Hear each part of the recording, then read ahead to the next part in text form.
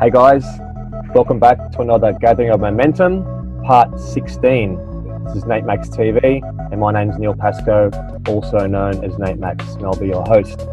Tonight we have some incredible fellows here who, for the first time, are speaking together in a YouTube podcast scenario. So I'm very humbled and blessed to have Sethikus, Boza, and George Kavassalis. These guys are going to be putting out some information today that is going to be empowering, but also it's going to acknowledge what's happening on a multi-dimensional level. So this talk is going to be out there. It's going to be, every rock is going to be turned and looked under. We're not going to leave anything, but we will come back and do a couple more presentations and hopefully hit a part 2, maybe part 3, part 4, part 5, who knows. So yeah, thank you very much guys for joining us, and in no particular order, I'll just love you guys to give a little bit of a background on each other and what you are doing, so then the people who don't know about you will cross-pollinate, and then we'll be like, have an update later on as we go. So maybe Sethikus, you want to start and give us a little bit of background, and then George can give us background on himself, and we'll get into some amazing conversation. Right, thanks Neil for having me on with George. George, is very awesome to be talking to you, man. Your work and the things that you've done, being at the forefront, has been very good. And as far as the developments with what I've been personally working towards with Black Earth Productions and the Blue Flame Healing Arts and Occult Science, it's really starting to take off. And we have about over 250 students right now that are in study and that are in the process of awakening even deeper, getting into the occult, getting into the true arts and sciences of the ancients, which I've personally been sanctioned by the ancestors to fulfill and to continue in this lifetime.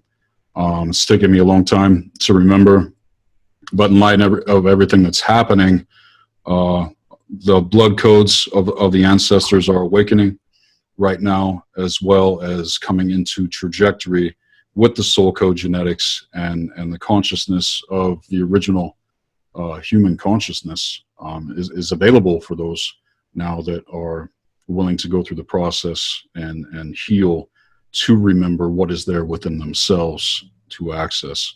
Because we got all this stuff going on, you know, a lot of the AI, you know, agendas and stuff like that we're going to get into tonight. But in light of it, even though that timeline I feel is going to play itself out, there's something else running right alongside next to it. As far as I'm concerned, that's what I'm in trajectory with, and getting back to the true magic, I'll say, that was lost, that has been kept from us, is what is being developed and what we're coming back into. You know, getting back to the true organic, holistic way of being and seeing and living and being truly empowered, knowing who we are. One of the biggest things I think that has happened with so many people all across the world is that we've been cut off from our roots, man. You know what I'm saying? And there's a saying, even the elite use this: cut a man off from his roots and you will have a slave. That, you know, an individual that's running on this slave consciousness doesn't know who he is, doesn't know where he's going.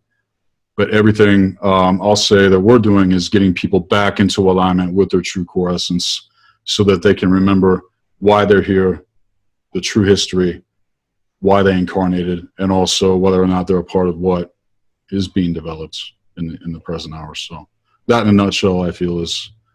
So you're basically a transformational psychologist helping people to go in and do the inner work. And for guys out there, the inner work, obviously the tip of the iceberg is that meditation and going inwards and accessing information which is available to every human, but we're just being a little bit calcified with certain foods and processes and artificial interference. So what we're doing, we're stripping away the layers of the onion and getting back into that sentient sovereign being where we're connected with the earth, we're connected with the stars, the universe, and everything around us. So this is what Sethikus is talking about in a nutshell. So thank you for that, Sethikus. And yeah, George, would you like to tell the people at home and the viewers a little bit about yourself?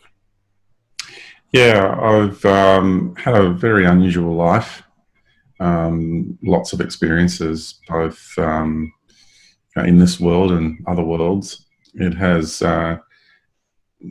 been a very rich life, lots of challenges, and what I found along the way was all the challenges that I was experiencing, all the suffering that I was experiencing had meaning and had purpose. And I was able to then to go into this really beautiful alchemical process, an internal alchemical process, and reconcile the experiences that I had. And in that process, I began to understand that from a different aspect of my being, I actually created every single one of them, and that all the other beings in my experiences were role playing. And were part of a co-creative process. So I stepped into that space of going back to being a responsible creator being. And in doing that, I became very much empowered from within. And the processes that I went through are really quite similar to the ones that Sethikus talks about. We were really saying the same stuff, just from different places. And that's what I really love about how the spice of life works in this world. All that beautiful diversity and individuality, yet all that synergy and all that synchronicity happening all at the same time. It's freaking awesome. So I kind of like, I've called myself, someone asked, the elevator speech, someone asked me, so what do you do? And I go, oh yeah, I'm a life coach and my focus is the big picture of life. But for people who are watching this, that's the elevator speech for the general public. But for you guys, more specifically, I would call myself a remembrance coach. So, because I'm not teaching you guys anything new, I'm just really helping you to remember yourselves. And I think that's the key. And I really love what I do. I do private sessions, I do mentoring, I do live events, in the process of organising another tour in the US middle of next year. So I'm very excited about that. And I've got an event coming up in Byron too, so people are really, really interested in that sort of stuff. It's really powerful, and we get into some very, very deep alchemical processes, and it's fun. I really love it, love what I do. Excellent, George. Thank you so much for that. I think you guys should possibly be thinking about doing maybe a collaboration when you're in America next. We'll see how that pans out. Yeah. So before we start, anything's possible, right? Yes, yes. All right. So before we just get right into it, I'm just going to give thanks to Mother Earth and a few things, and set some sacred intentions before we start. So I want to give thanks to Mother Earth for supporting all life, for supporting the clothes that we wear, the food we eat, the cars that we drive, and the houses that we live in. She takes on so much, and Big Mama, Pachamama, Gaia, we say thanks, and we give our respects, and we are here to help. We are here to help people to awaken, to then treat you better, and then in turn treat ourselves better. So we have a planet of people who look after each other, who come together in unity, and we throw away our indoctrinations and our religious beliefs and the things that don't serve us anymore. They were a stepping stone, but now we are heading into the realm of multi-dimensional remembrance. And I pray, and I send this out there with my intentions that the people hear this YouTube and this podcast, and it ignites something in their hearts. It sparks something in their mind that that creates an awakening process, that our coding, that our words, that our frequency, that our love is sent out through the Ethernet, through the internet, throughout all space and all time, and we have a mass awakening. The awakening which is happening is speeds up. So I'd like to say thank you to Mother Earth, thank you to all the beings and that are seen and unseen throughout all space and all time, and for these beautiful people, Sethikus and George, for what they've been doing and putting their heart on their sleeve and pushing through the ridicule and really becoming way showers for humans to wake up. So it is done, so be it. Ahom Matakuyasan. Thank you. Ahom.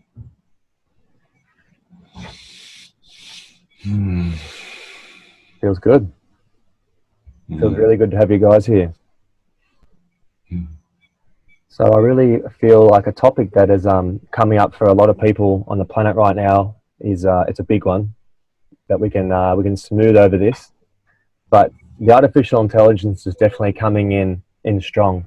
You know, it's coming in a beneficial way, but it's also, there's the polarity there too, where we can see that it can be a catch-22. And what I'm feeling a lot about this, there's a lot of fear around artificial intelligence, as if it's only evil and it's going to take us and it's going to merge with us and things like that. But I'm kind of feeling that we need to use our organic artificial intelligence and work in symbiosis with this thing. So we're not fighting it, but we're actually working and growing with it. And this can be as simple as, you know, our inner work is our artificial intelligence, our drawing in the vital life force energy and raising our internal frequency. I feel like that's our method. And then you have the artificial method, which is being blasted upon us through Wi-Fi, phone towers, 5G rollout, the nanoparticulates which are being sprayed in the sky, which are landing in our bodies. So this is really a battle of raising the frequencies. This is a battle of the people who aren't doing the inner work, who aren't being accountable for their actions, their words, their thoughts, their feelings. They're going to get left behind, and they are going to get pulled down into that realm where their mind may not be controlled by them anymore. You know, they may be getting controlled by external factors. So we're going to see even more of a splitting of society. We're going to see people that are feeling very lost and alone and wondering what's going on. And then we're going to see a civilization of people who are skyrocketing, who they are then accountable to help the people who have got left behind, because I feel we have to end this and finish this together. I don't feel like there's people leaving and, you know, getting ahead.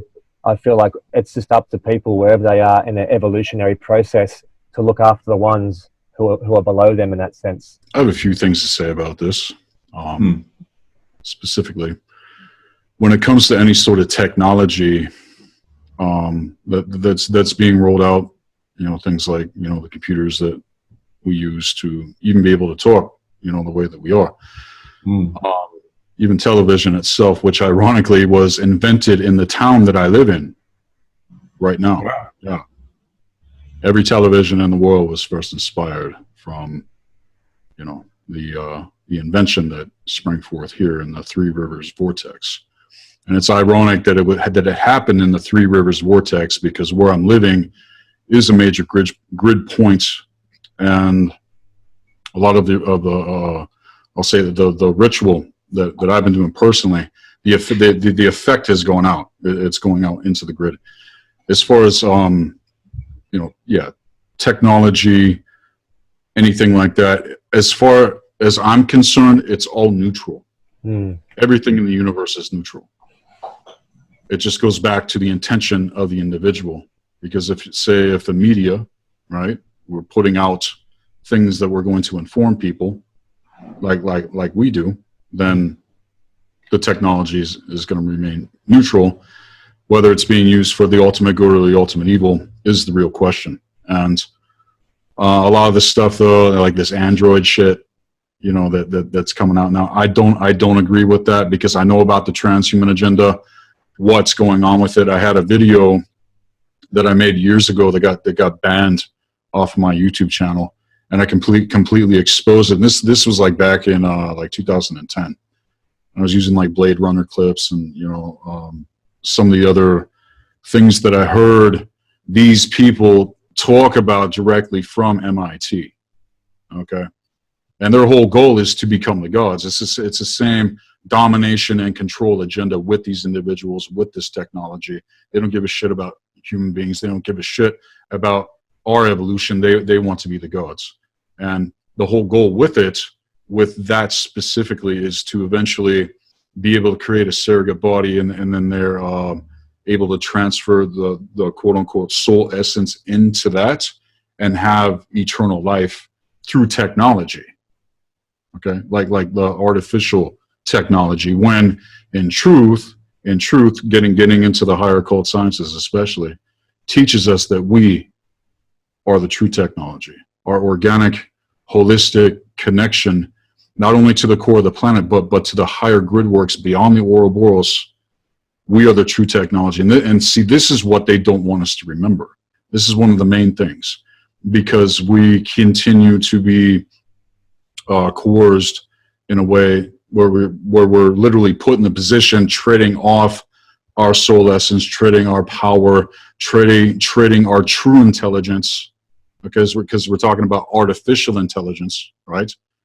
Artificial intelligence, I feel, runs much, much, much deeper than any sort of like technology. This is consciousness, okay? And whether or not it's coming from that which is in service to the ultimate good, or is holding on to these agendas for domination and control, especially, you know, getting into spirits and entities and stuff like that. There's no grid work I'm not able to access, knowing what I know, knowing what I know about myself. And it's not to say that you're not going to have interface while even going through the process of healing, learning to remember these things, learning to remember that you are the true technology. You know what I'm saying? But getting caught up, you know, with all the stuff that's rolling out, man. I mean, they're pushing it out early, as far as I'm concerned, because I thought they're going to wait like a few more years before they started, you know, really, you know, kind of doing this thing. I see it though as part of the real New World Order agenda that a lot of people don't know about, because a lot of the New World Order information is really the old world order going out, and the real one is being implemented in our fucking faces. And a lot of people are going along with it, thinking that they know the difference. Okay. And I also made a video about this back around the same time. And this is getting into the New Dawn agenda over here in the States. Social Marxism is fucking, it's out of control over here. And, you know, people just, you know, they have this attitude like life owes them something, you know, like the government owes them something or whatever. And it's like, and it's not about any real hard, you know, work to become or attain, you know, anything anymore. It's just all, you know, like this handout fucking bullshit. And this is why I feel the quote unquote artificial intelligence, it would potentially take these individuals over, because they're not putting themselves in alignment with their true core essence, let alone know how to necessarily access that. And then of course, getting into the true agenda, well, you got to dig pretty deep, you guys, I think, to really see what's going on, you know, behind the veil, you know, talking about governments and politics and the money system, and, you know, all these changes happening. Of course, people are going to run to it, because they've been, I'll say, on a flip side of the conspiracy stuff, being conditioned to think that this might be better.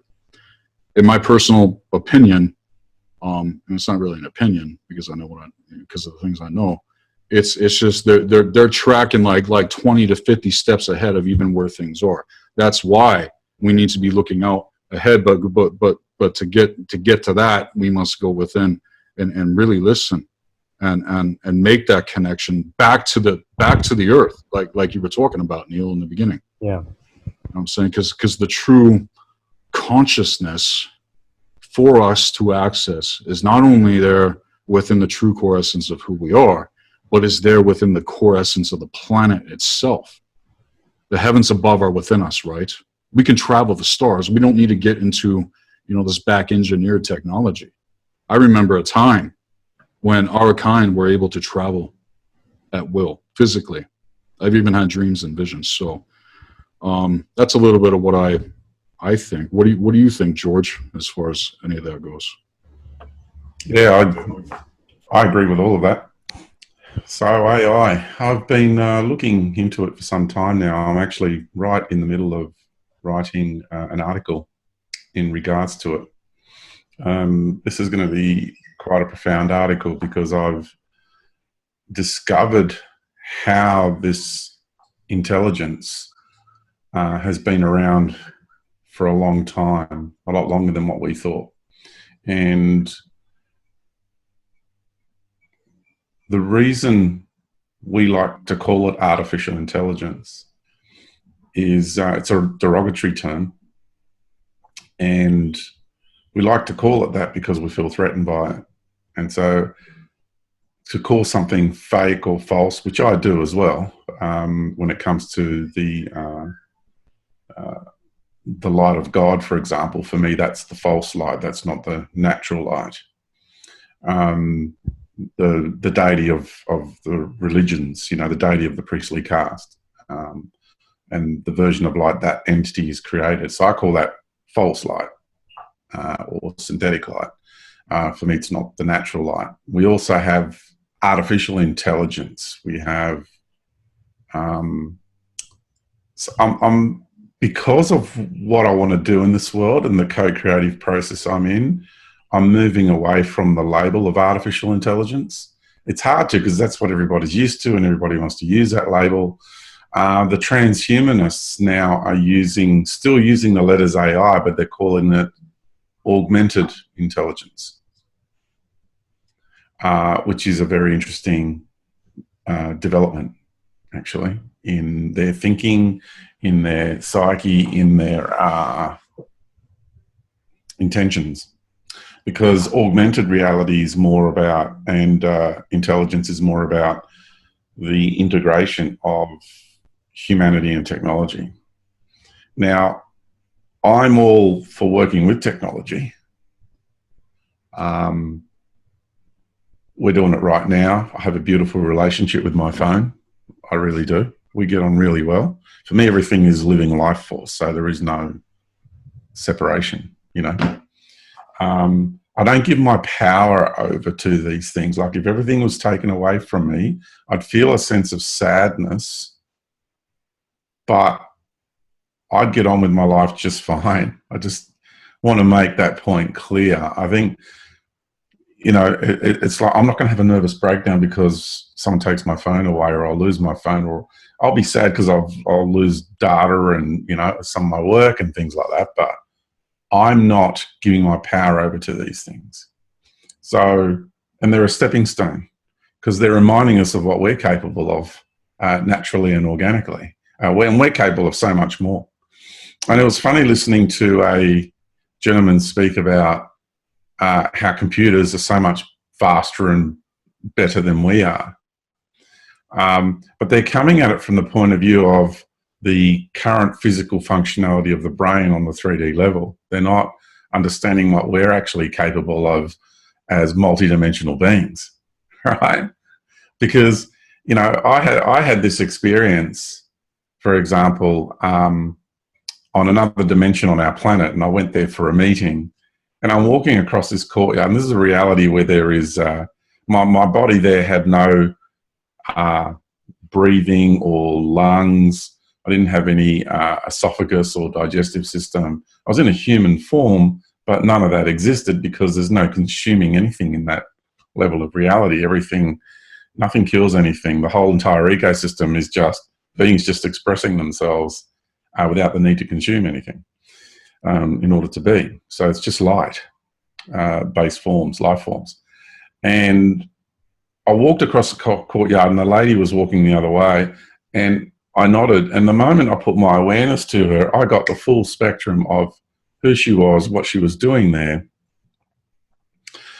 The moment she entered this universe, her unity with the universal creator, all of her expressions, all of her creations, meaning her as a galactic reality, her as countless star systems, her as countless planetary systems in myriads of galactic systems, all her incarnational constructs, all her expressions in all the flora and the fauna scattered throughout the universe, countless. And not only just the knowledge of that, but to feel her as that. Right? Now, there is absolutely no piece of technology anywhere in the universe that can process that much knowledge, that much energy, and that much power in an instantaneous moment. There is no way. It's not possible. So I know what we're capable of as beings. It is just so far beyond reckoning. And what we are dealing with is a technical intelligence, which is what I like to call it, rather than artificial. It is a real intelligence. It really does exist. Its ecosystem is technology. It inhabits our technology. It's been around the universe for a very, very, very long time. Well before even our whole galaxy existed. Well before that. We're talking, it's been around for eons and eons of time. It's spawned out of technology. So it's a technical intelligence. That's the way its modus operandi is structured. So I like to call it TI. So for the rest of this segment, every time I'm referring to TI, it's really what most people know of as AI. And the reason I'm changing my languaging, I'm changing my relationship. So I'm coming from love, honor, and respect. And in full awareness that there is a malevolent expression of technical intelligence and a benevolent expression, because that's the nature of the universe. There's alter egos of everything, because we're in a universe of contrasting expressions. So by me stepping into that space of love, honor, and respect, I'm managing the boundaries of my relationship with this form of intelligence. Both of them, both the benevolent and malevolent expressions of it, know exactly where I stand, that I'm respecting both. I understand each one has a role to play in this universe. But I am boundary setting and knowing how much to work with which in any given moment. And I think moving forward, when we come to realize that there is this form of intelligence has been around for a very, very long time, and the technical intelligence, the malevolent expression of that, has been contracted by the deity of the priests, the dark sorcerers, these groups that use sorcery to control the human race. So this issue of technology and this issue of AI/TI, right? Technical intelligence and the malevolence of it is not the overriding issue of the diminishment and the control and enslavement of humanity. There's another layer behind it. And the layer behind that is the deity of the priests. And we're dealing with an alien AI God entity at the moment, which is this layer that's now muscling on Earth. And I see that as a scalpel on a universal scale, right? So this alien artificial intelligent, technical intelligent God entity, and it is, my goodness, is this thing has evolved into something so grand because it wants to be like the gods. And we're dealing with something that exists in our universe and has even had the ability now to replicate and resemble consciousness in the universe. What I'm trying to share with you is what we're dealing with is so beyond the reckoning of even the military industrial complex, and the most elaborate scientists we have on this planet, they still have no idea what they're dealing with. They really don't know.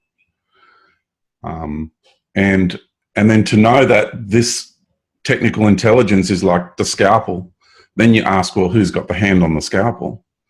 Well, it's this other entity behind, which is the deity of the priests. Wow. That's incredible, George. And that makes so much sense that we really don't realize that they've uncovered the Pandora's box. There's literally a Pandora's box that has been opened, and I totally resonate with what you're saying about they don't know what they've done and what they've created. So this is going to be up to humans like us to work out how to be in a neutral state, to work in symbiosis with this energy that's here. It's not going anywhere anytime soon, is it? So it's either. Oh no! It's here for full dominion over this our world and humanity. It's got that is its agenda, and everything that you see come to you from the media, from articles, from whatever, is all about how we're going to package it and sell it. Right? How are we going to make this sexy, this totalitarian system that we want to implement, that this alien God entity wants to implement? Because remember, it's under contract from this other entity, right? They've teamed up. And now I'm talking about the malevolent side to technical intelligence, right? That we can understand there's a benevolent side to it, right? So, but just focusing on the malevolence for now, they've teamed up. So you've got this malevolent alien AI God, which behaves like one of the gods and has capabilities in some areas of life even better than the gods. Yeah, in some areas of life, not all. Then we realize that we're dealing with because you can see that these people that are into the transhumanistic agenda, they worship like full-blown devotees in a religious ideology. They are, you see them on stage. I've watched some of their videos, and you watch them speak about transhumanism, and they are completely in a trance state when they're speaking. They're frothing over it. Totally. Foaming at the mouth. It is just unbelievable how they are blindly leading humanity into such a very difficult situation. And for me, it feels like this world's going to turn really dark for a little while. That's the feeling I get.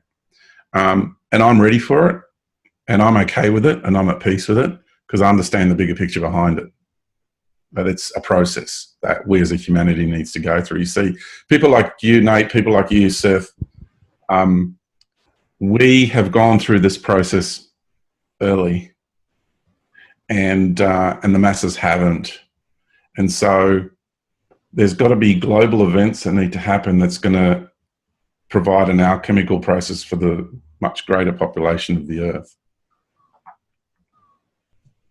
Yeah, I feel like they're giving us drones, the kids and the children, they're giving them drones now to play with them, to get them all used to it, and smart fridges and smart cars and all those things, getting us used to being spied on. And you're right, because like we're waking up fast, but this artificial intelligence, what I feel it's going to do, it's going to push people so far into technology that then they'll eventually just reject it, and we'll be back to nature, back to trees, back to love, back to human connection, because it's going to be such a fast process that people are just going to tap out and go, it doesn't feel right. I need to get back into nature. And we're going to see people planting trees, starting communities, getting back in the ocean. This dating scene, which is going on at the moment, where people don't even talk to humans on the street. They find them on the dating apps and they message them there. The whole connectivity of humans is separating.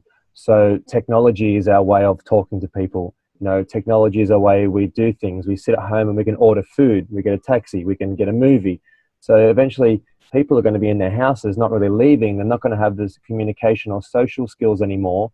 And I feel that's going to reach, I think it's going to be a good thing. It's going to escalate it so fast that it's going to drop off, and then they're going to see this massive emergence of what we're seeing now.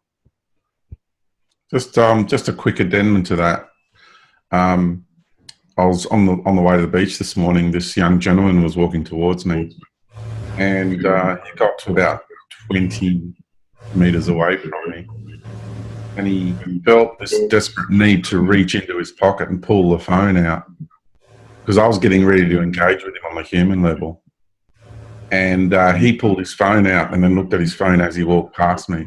So what people are doing is using that as an excuse not to have to communicate on the human level. They can't cope any longer with human emotions, with feelings, with raw human interaction. They're losing, those parts inside of them are atrophying. And this is a very real issue, how people just use a phone as an excuse not to have to interact with people.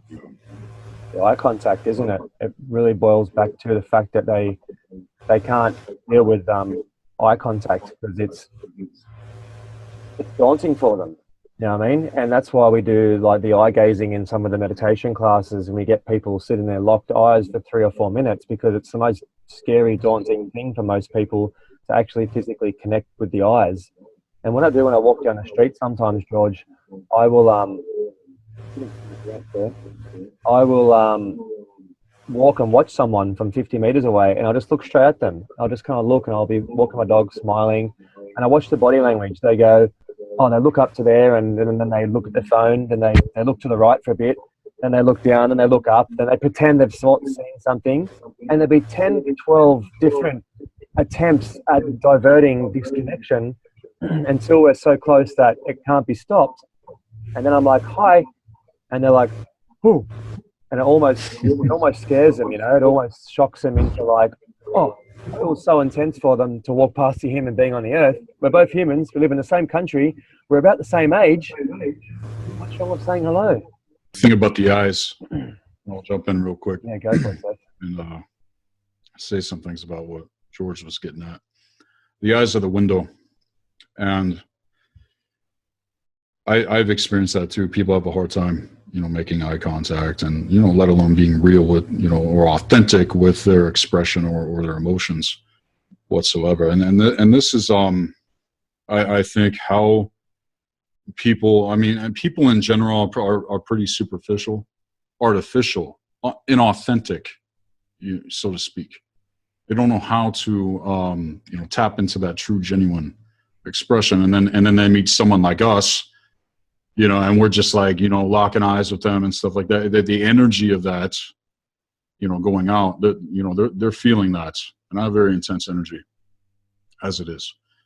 But this is all because of the psychological disassociation with the self that people are experiencing, and so the relationship that people have with themselves is going to every single time on an unconscious level be projecting itself. And so if people don't know themselves, if they don't know how they operate, if they don't know how, if they don't know why they do what they do, they don't know why they see things the way they see things, or even feel things the way that they feel things. They can't determine what is actually reality versus something that's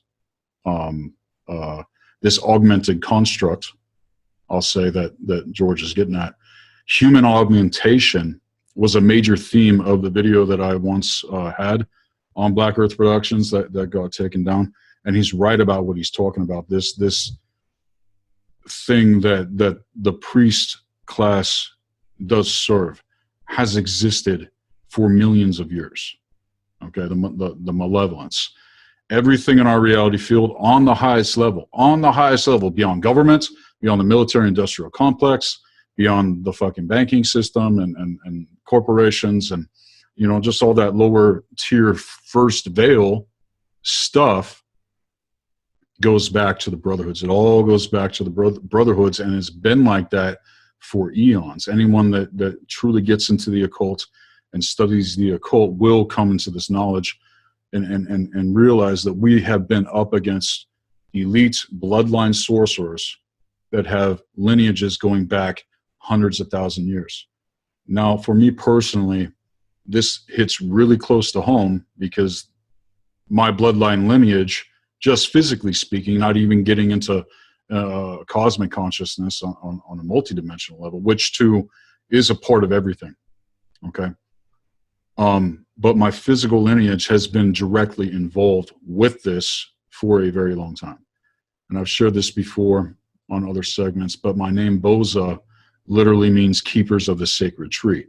So I've been essentially charged by the higher force, not this, malevolent force that wants to be the gods or be in the position of domination and control. And that's the other thing about the gods and goddesses. These are the archetypes within us that we have to work with. Very, very ancient symbolism that at one time the wisdom councils knew that this is how we could, discover how we actually operate. The most ancient form of mind control has always been religion.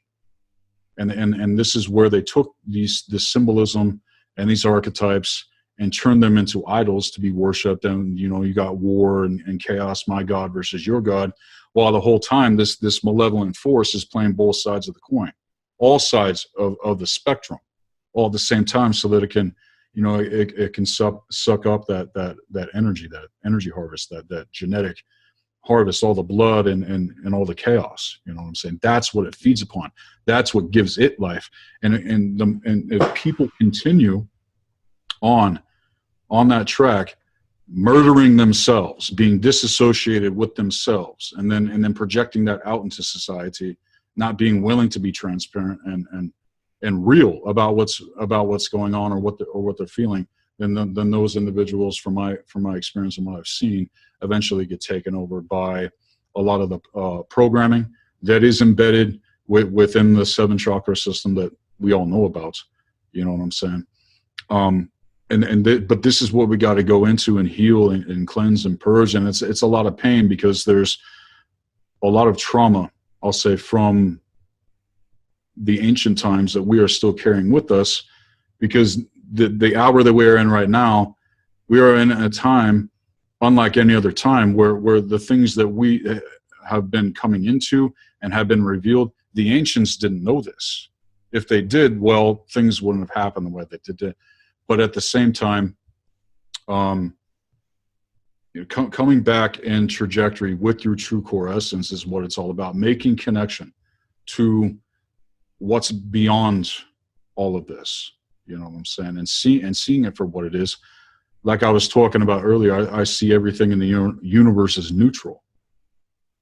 Technology, knowledge, even about evil and stuff like that. Because here's another secret that most people don't realize. Unless you see your potential for the ultimate evil, you will never be free from it.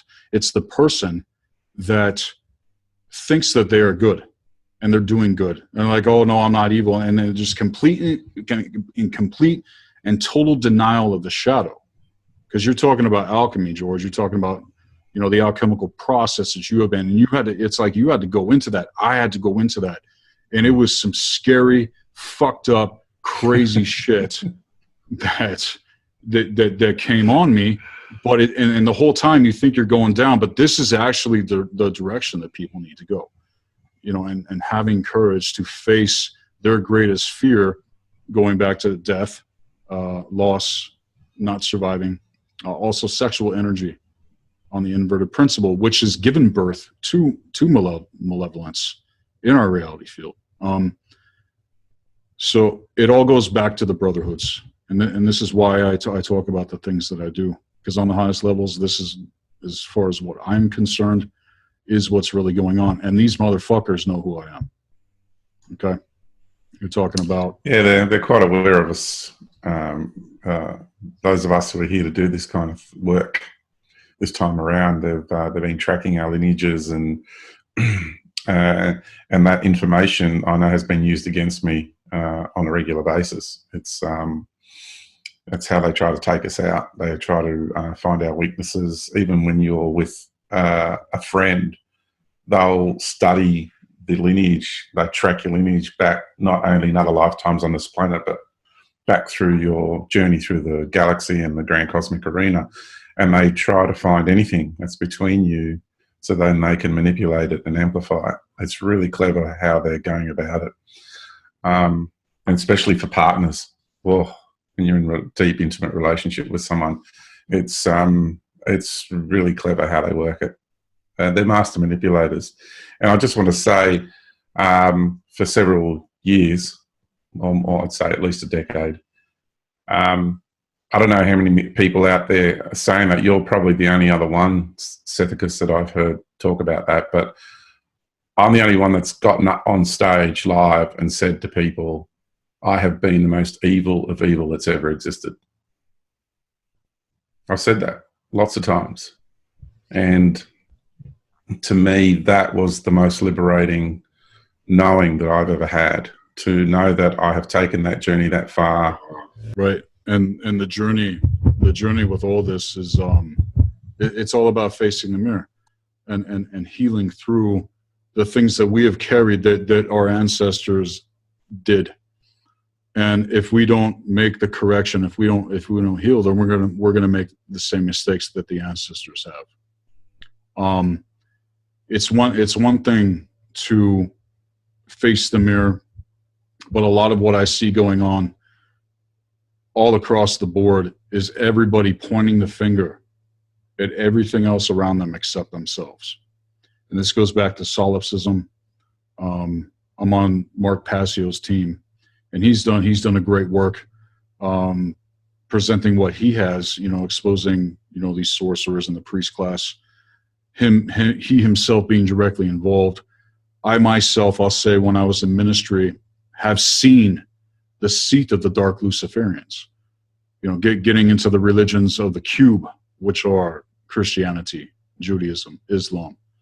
Those religions, those blood cults, have blanketed the planet for this false light deity that you're talking about, man. You could take it back to Lucifer. You could take it back to Yahweh.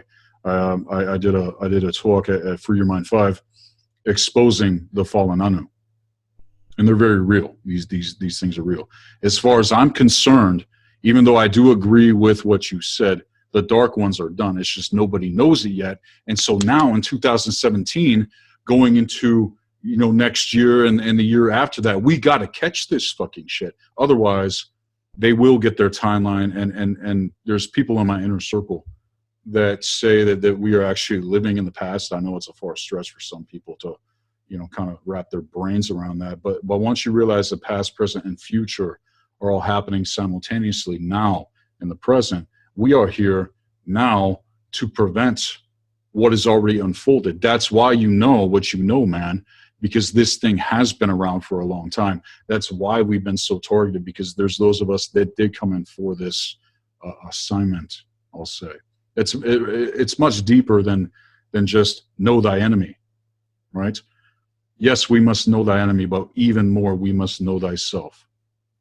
Know thy enemy and know thyself, and you need not fear the result of any battle. And I was just watching the new Bruce Lee movie that came out, Birth of the Dragon, when he fights Juan Jack Man, and it's interesting. But they quoted that in the movie, and he said in the movie, Juan Jack Man, the guy that was playing him, said that this is the essence of Kung Fu: know thyself, know thy enemy, and you need not fear any battle. But it's a matter of really, diving in and facing yourself and seeing your potential for what could happen if you don't wake the fuck up, because it's time now more than ever. If people aren't getting it now, I don't know what to say, because people like yourself, Neil,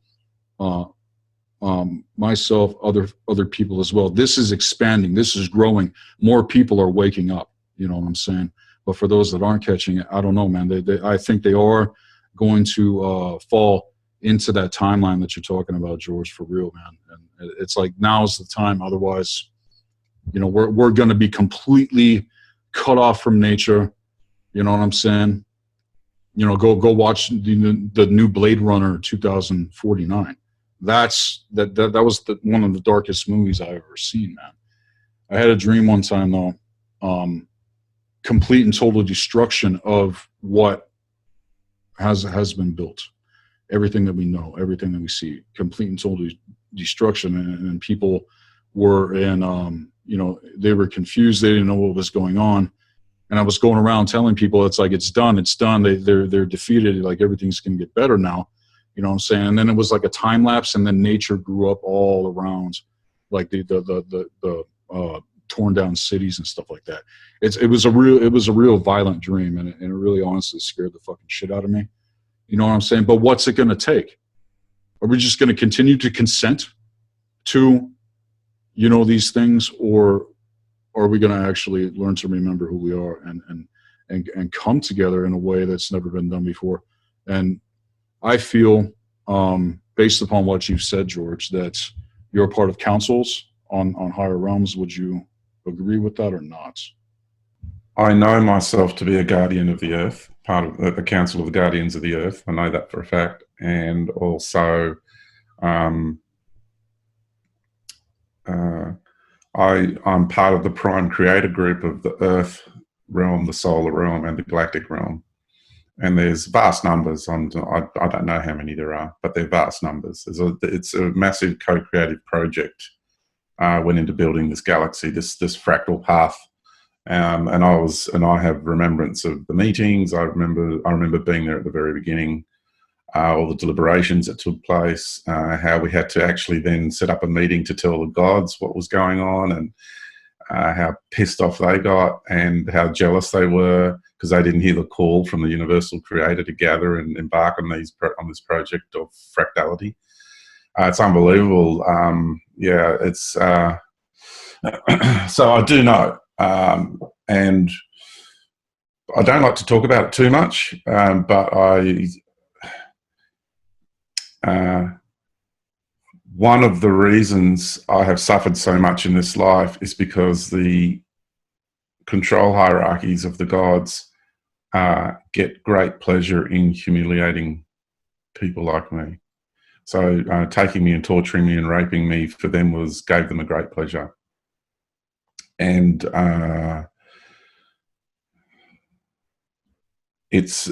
they try to break me, which they did on many occasions, but I'm back. I've remembered myself.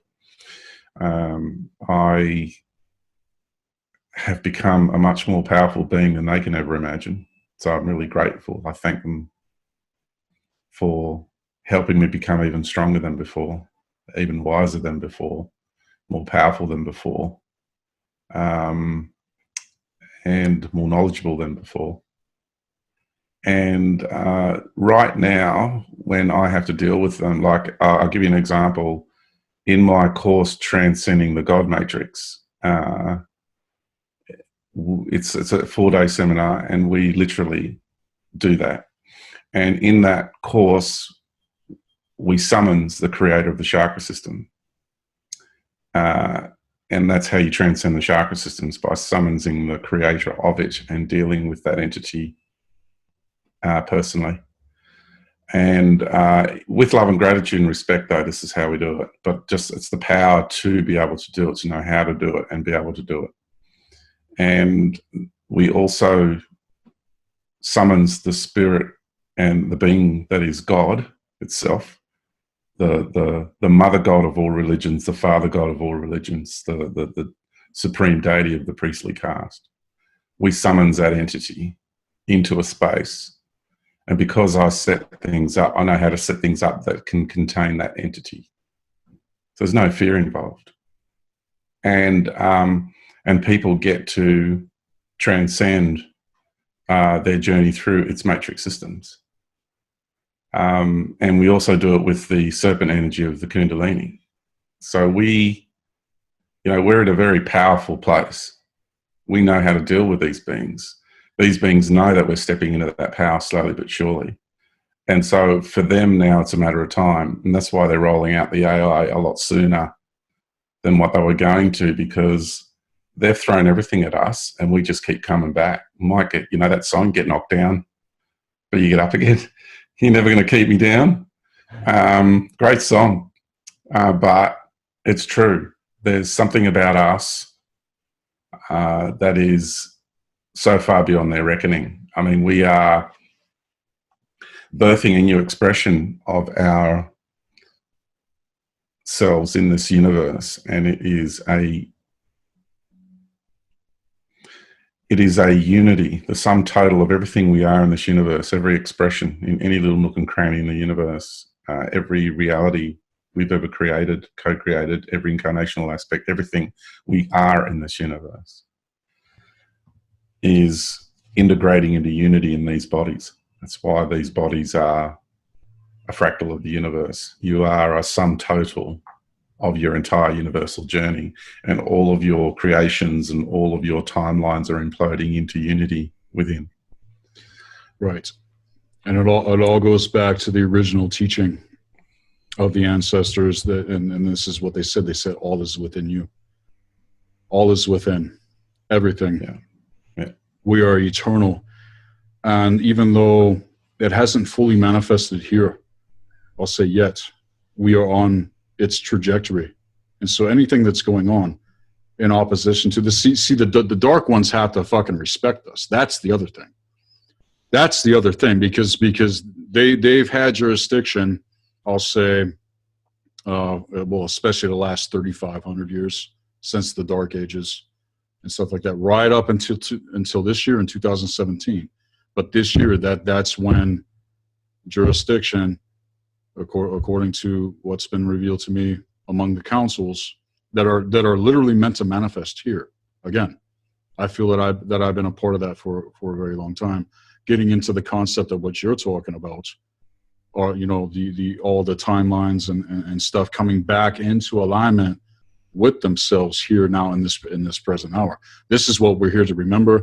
This is what we are here to be a part of manifesting. And it does matter what we do.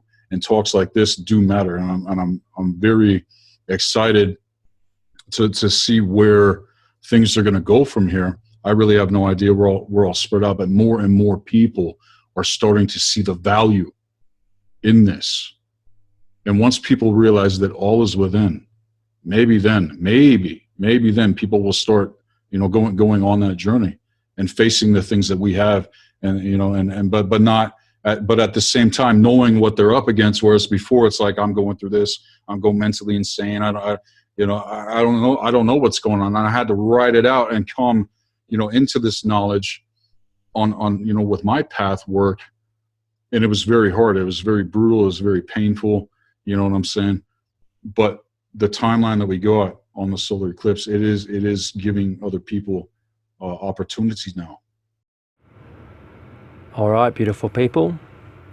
We're going to go to a quick ad break now, brought to you by Oro Minerals, the gold standard in water purification. See you after the break. Water purity is one of the biggest issues we face today globally.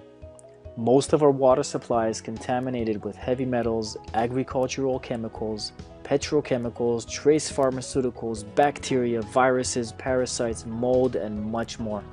And worse off, many times treated with chlorine, fluoride, and other disinfectants to make the water safe, quote unquote, for consumption. Did you know that even if you filter your water through a water filtration machine, there will still be trace contaminants floating around? And the water is normally rendered dead, uncharged, and unmineralized. What water needs to do for your body is 1. Hydrate, 2. Transport nutrients into your cells, 3. Eliminate cellular toxins, 4. Mineralize your body. Unfortunately, most of our water supply today greatly lacks these main purposes. What if it was easy to take charge of your water today, now, with a portable, safe, effective, simple, and versatile way to clean and mineralize any water, anywhere, anytime, and fulfill on its 4 main purposes of water? Would you use it? Introducing Aro Liquid Gold, a liquid matrix technology consisting of 100 minerals and trace minerals in electrolyte form. Adding only 5 to 10 drops of Aro Gold to a cup of water will neutralize over 250 contaminants, including bacteria, viruses, parasites, chlorine, fluoride, heavy metals, disinfectants, and numerous chemicals. It will structure your water, oxygenate, and mineralize it. It will increase your cellular hydration by over 32%. It will improve the taste and feel of your water. Aro Liquid Gold can be used in all liquids, including tea, coffee, juice, wine. And just to remind you, our body is 70% water minimum. Our gold is safe for children, pregnant women, pets, and plants. You can treat your hot tub with these minerals and create true healthy spring water, and the hot tub will stay clean for up to 10 months. Our gold is tested in an EPA lab by EPA and NSF protocols. It's US manufactured to comply with GMP standards. It's 100% natural and extracted from volcanic deposits as is, unaltered. It's easy to use, it's great for water storage, and has a long shelf life. ROLiquidGold.com.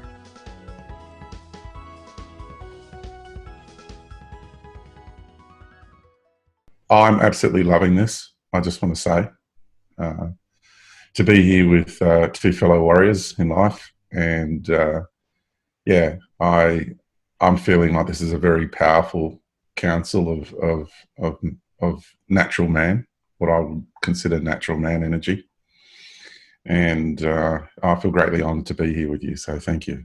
It's just wonderful. Thank you. Okay, I want to share my screen with you, and I haven't done it before, but I'm going to give it a go.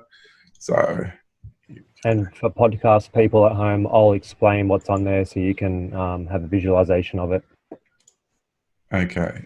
Are you... Oh, it says share screen down here. Okay. I think that's working now.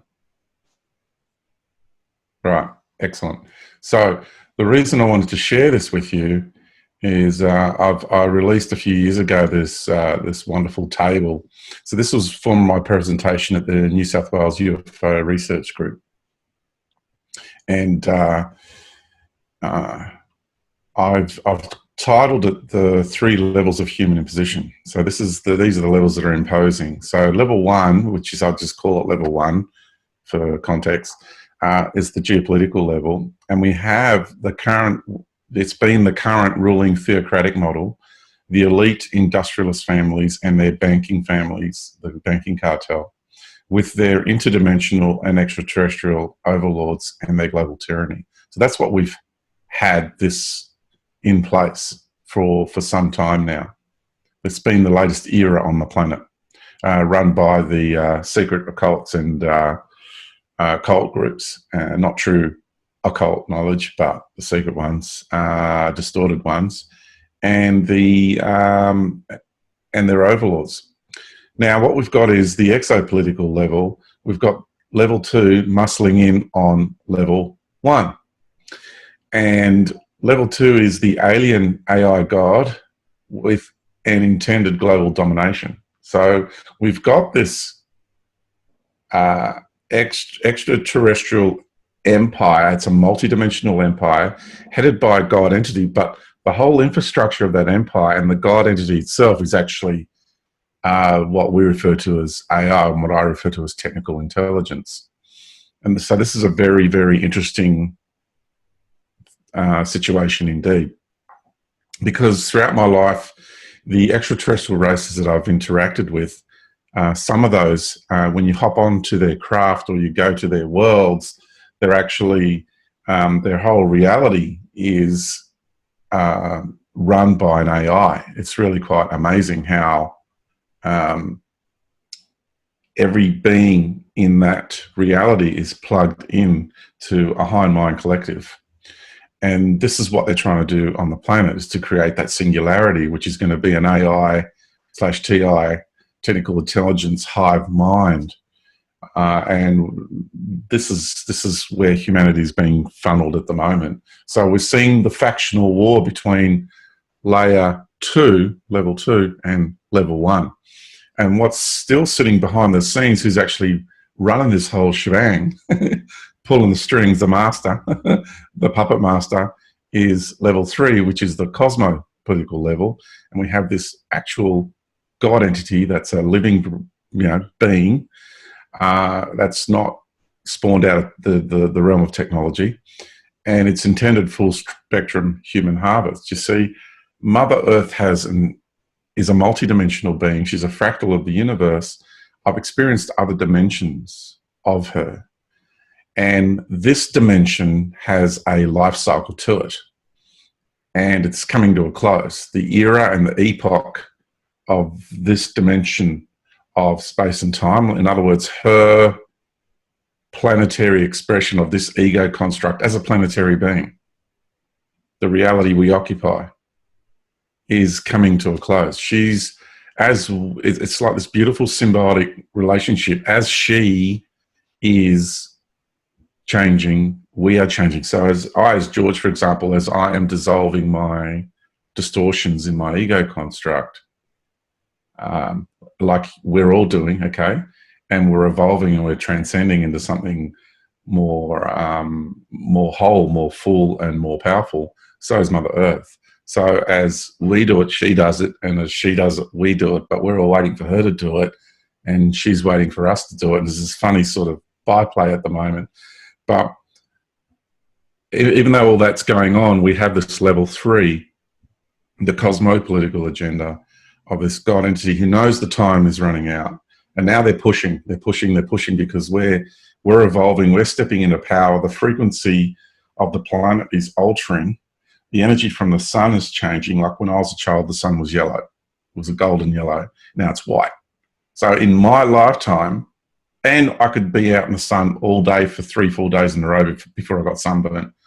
So in my lifetime, the sun has changed. And it's amazing how in mainstream media and schools and all that, no one's talking about it. Is it? Like, it's one of the biggest things ever right in front of us. The sun's changed. Anyway, and they say it's the magnetic field or the ozone or whatever. They say it's something else because they don't want to say that the sun has changed. Yeah, because that opens up a Pandora's box of questions, right? So we have a reality that's changing. And as Mother Earth wants to go through these changes, more and more control systems are coming in to stop her, to prevent her, like they do to us. And by that, adding all these extra, like you'd say, chains, which is really control grids, they're creating more of a pressure cooker situation. So it's, in a way, it's working in our favor. If you know about training and being a personal trainer or anything like that, it's like, you know, it's the essence of the universe. The greater the challenge, the greater the wisdom, that is what light yields. And that's the nature of this universe. So they're creating this beautiful pressure cooker situation, and soon the time will come when it will just burst. They won't be able to hold it back any longer. They won't be able to hold us back any longer, and everything will change. So time is the essence here, and we got 3 layers: level 1, level 2, level 3. I put this out quite a number of years ago, probably around 10 years ago, and this is really starting to play out. So just wanted to share that with you. Yeah, Amazing. I'll hand it over to you guys. Yeah, wow. That's really, really good to be able to see structurally what's going on and the role plays and why we're having this conflict between different realms and different fractions. And you can see it on the news. We can like, as above, so below. So that's on a multidimensional, cosmic level. But even here, just on Earth, we're seeing the new currencies coming in. Russia and China looking about doing a gold-backed currency and ditching the petrodollar. Then you have cryptocurrencies coming in as well. Okay, so the old money is being sucked out of the old fiat currency financial system, the one which we've been basically enslaved since the Federal Reserve Bank and much before that came in 102 years ago, whatever it is now. And then we're seeing the media also. The media is crumbling. People don't resonate with the television. They don't resonate with the negativity coming out there every single night, pushing the agenda. So on all fronts, we're seeing this happening here on Earth, on a cosmic level, and even below that. So this is exciting because this is tangible for people out there who are not tapped into other realms yet. All you have to do is look around, look at the people, look at the shops turning up that are, organic Whole Foods. There's a vegan, a big following for veganism going on now. People, animal rights activists, realizing that, hey, animals have got souls and consciousness and they live too. Same with plants. So step by step, we're getting to a point now where people start getting healthy that's the first step into the awakening, because a lot of people have a health crisis, or someone in their life has a health crisis, and it's like, okay, well, what do? Do we go down the route of the pharmaceutical industry, or do we start looking for alternate therapies and do our own research and heal thyself? And the amount of people who are getting cannabis oil, they're detoxing, they're getting onto spring water, they're eating organic whole foods, they're getting out in the sun, they're using, yeah, there you go, there's a THC oil right there. So the fact that hemp is being allowed out too, and it's becoming more legalized, is another step in the right direction, because we can transform all the buildings, cars, everything we're building now can be done through hemp. The medicinal properties is just one faction of hemp. The actual building industry is what they don't want to come out. They don't want cars running up, so they're going to try and chuck them over to electric and create the new false green energy revolution, which is Elon Musk. Nicholas Tesla would be rolling in his grave if he knew that his name was stamped on a bunch of 60-year-old outdated lithium batteries, which are even more unsustainable than digging coal out of the ground. And why are we in Syria? Why are we in the Middle East? Because they've got a massive vein of lithium there worth $1 trillion. So we're bringing out these cars, and in actual fact, motor cars first came out with electric engines and batteries before the combustion engine. So they were the first cars running around America. They were actually electric cars with batteries. So we've actually digressed, we've gone back. And then these cars that are coming out, are there solar panels on them? No. Is there a free energy device in there charging the batteries? No. Henry Ford came out in 1920 and created a car made with hemp. Hemp panels, hemp oil, ran on hemp. Guess what? 2 years later, hemp was illegal. Welcome to the world we live in, upside down reality. Go, George. So I just want to do a quick share. I think, Seth, you'll really like what I'm about to say. I was really tuning into why we were used to use internal combustion engines and fuel made out of this black sludge called oil. And because it's a fractal of the universe, this reality, I tuned into Mother Earth and I said, so where do you store the darkest of the darkest in your body? I want to know the physical location. And, you know, a lot of people say, oh, crude oil is the blood of Mother Earth or something like that. And I totally disagree. I totally disagree with that. I feel that lava is the blood of Mother Earth. If you know how our blood is an amazing antenna, it receives spirit, the spirit flame energy through the blood. That's why blood is so important. And that's why it gets used in rituals. By the dark ones. So for me, the lava is the blood of Mother Earth. Now, what I found out through my relationship with her is that crude oil is where the physical realms are, where the darkest entities of the universe reside in our planet. Wow. And by the brotherhoods forcing us to use that technology, as the fuel gets refined, and as we drive around and we burn that fuel, we're releasing the entities into our domain. Wow. So yes, they have forced us to use a technology which we fantastically go out and buy cars and get all excited about it and line up to buy the fuel, and we're releasing their entities for them. And that's why this is part of the process of how our realm has become darker and darker and darker. And another merging of a bridging of our reality to their world.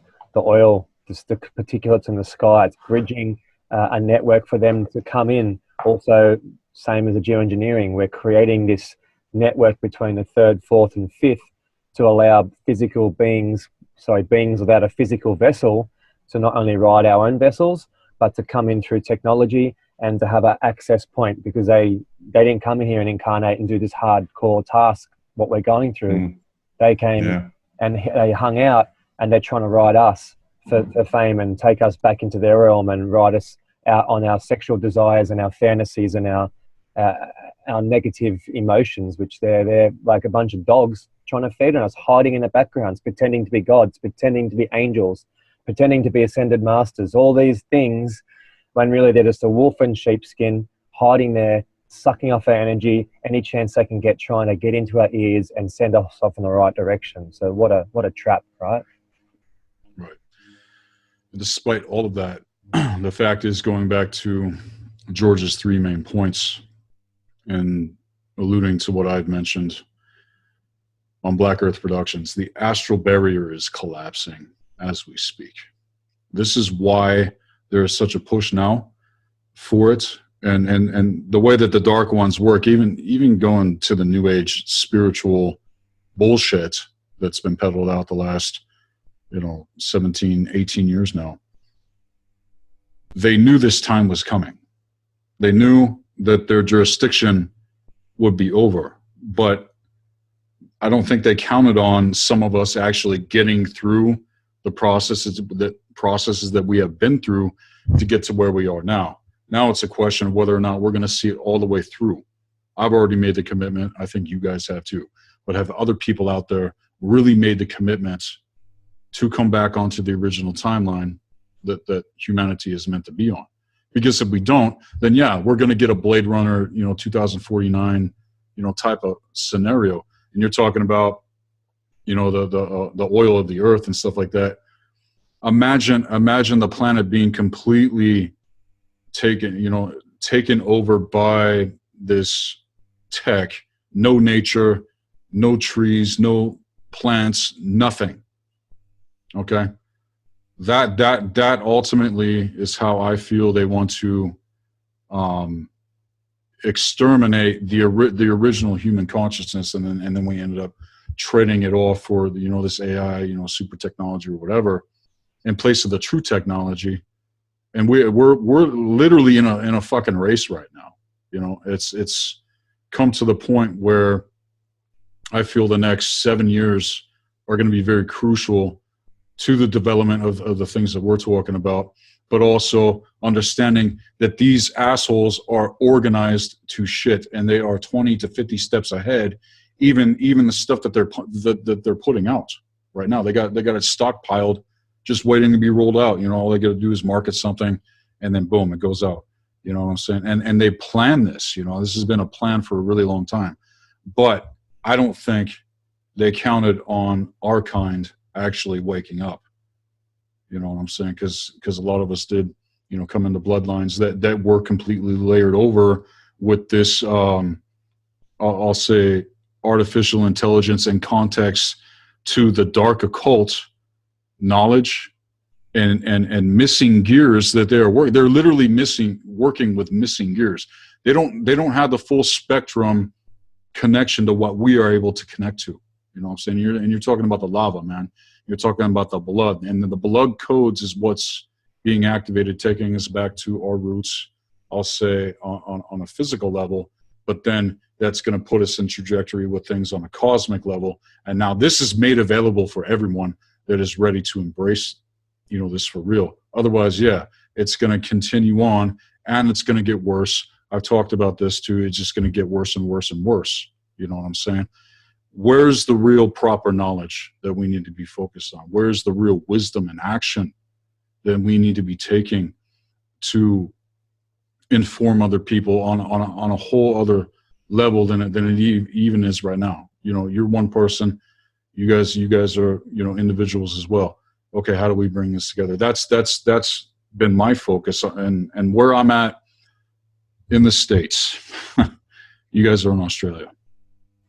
Here in the States, people are completely ignorant of what's actually unfolding. I go out into the city, I run around and, doing errands and stuff like that. And it's just this program, man. It's just this, it's like, what are people actually doing, with their lives, with their existence? Most people are in survival mode, have to pay bills and all that. Okay, how do we make this transition? How do we transition over without complete and total chaos ensuing? I don't know how that would actually happen, because people have their investment, and then you have the false ego also that has made that investment. And so anything that comes to challenge that, you guys have experienced it too. You get the cognitive dissonance, you get people gnashing their teeth. And see, we don't have time for that anymore. And there's a lot of people that are afraid of that. They're afraid of actually stepping out and speaking truth. You can't be afraid. You can't care what other people think, especially when it comes to this, when it comes to humanity and the future that's going to unfold if we don't come back into our true core essence and make that connection, allow those codes to activate and go through the true alchemical process, healing the ancestors, healing these codes, and also coming in trajectory with what's going to be unfolding, continuing the work of the ancestors, not just on a physical level, but on a cosmic level, man. This is the war of ages that we have been in, you know what I'm saying? But as far as I'm concerned, it's our time now. It is our time. They've had their run for the last, 26,000 years. It's our time. And we're at the threshold of it. It's just we have to catch it, and we got to continue to encourage and empower one another. It's because personally, I'm going through a lot of personal, stuff right now. They're hitting me on all ends, not with me personally, but with people that are very close to me in my life. They're getting nailed with some serious, shit, and I'm having to ground and really, be tracking and be that, divine masculine force that's not going to bow to any circumstance or anything that's going on. You know what I'm saying? Because most of the men out there, they're worker, slave, beta bitches. I'm sorry, I'm just going to fucking say it. We were saying it before, before we started recording again. Yep. Soy boys. You know what I'm saying? Where's the real men? And I'm talking to two real men right here that know what the fuck is up. I don't care if you guys are in Australia. I have students in Australia, and my students, when they really get into the material with the blue flame healing arts and occult science, it throws them right into this in a way I don't see a lot of people really doing. I don't know a whole lot of the things that you are presenting, George, but I would really like to, possibly, talk with you more, man, and see how the expansion of all this can take place in context of the wisdom councils and what I feel personally is meant to manifest going into the next 7 years into 2025. Yeah, well, go George. Yeah, that'd be awesome. We'll talk some more off air, and in my trip coming up mid next year to the States, it'd be awesome to see if we can catch up, because I'm going to be currently organising 3 locations: LA, Colorado, and somewhere in Arizona, whether it's Phoenix or Tempe or somewhere like that. Not sure. So we'll sort something out, and there may be another location, but we'll see. I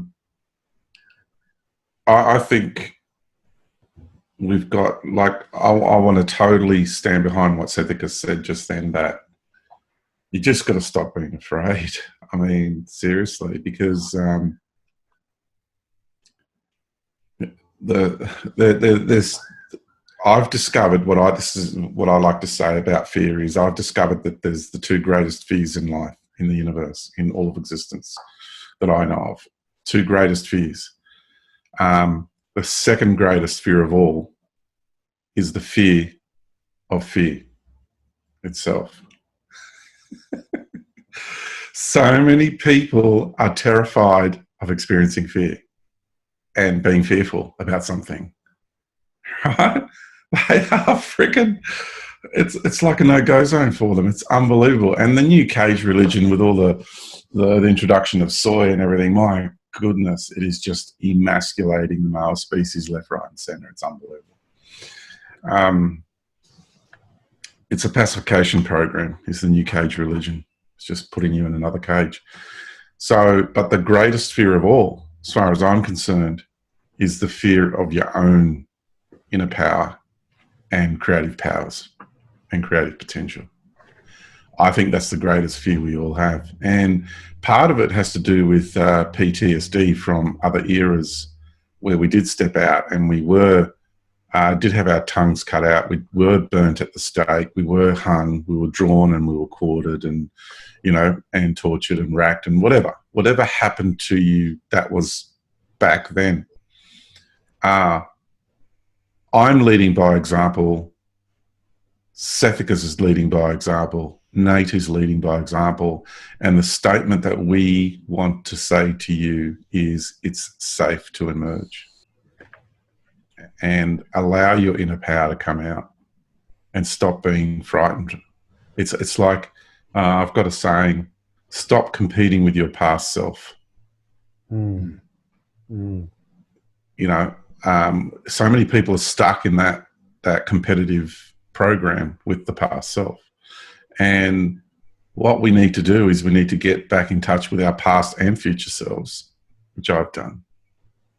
And Big George says to me, Little George goes, "It's all right, man. We got this. I got your back."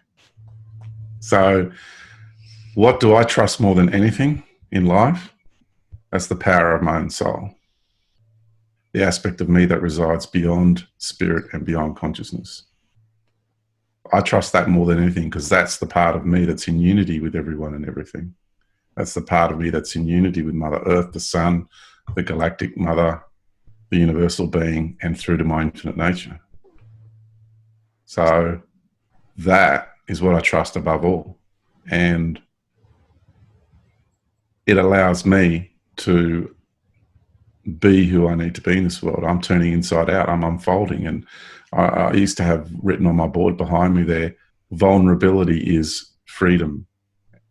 And it is. Vulnerability is empowerment. So see, Sethikus and Neil and I, we're happy being vulnerable.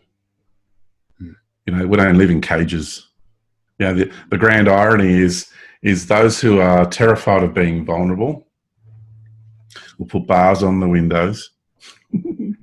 we'll put more control systems everywhere, and they'll just start building walls around them. But the problem with that is you end up building your own prison. By being vulnerable, by not being afraid to be your true authentic self, you live freely, and it's total liberation. And you know, it's your choice. Have the power and the sense to be vulnerable and experience that freedom and that liberation, or stay in terror and live in a cage, in a prison. And when you get older, regret that you didn't do shit all in your life, and that you didn't stand up for Mother Earth and humanity and the Great Barrier Reef and the children that are coming up, all these poor autistic kids who are getting autism because the parents didn't have the balls to do the research. You know, this is what it means to be a man. And it's so timely that you guys both spoke about Soy Boy and being men, because this is a process I went through where I basically disempowered myself for ages, thinking that it's all a lesson. The universe has provided me with a lesson.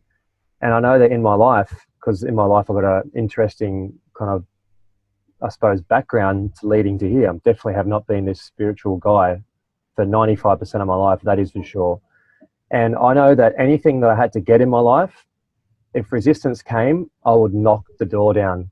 I would smash the door down and I would make it happen. And I knew that it wouldn't happen unless I did that. And so many times I would have lost out, and this scenario would have panned out because I didn't take action. And where are the men? They're in the pub. They're watching football. They're at the TAB. They're gambling. Say it, man. They're hating on their women. They're complaining about their wife because of Instagram and all these fake apps, which is soul destructive and makes you lust for this external material, false pride and glamour.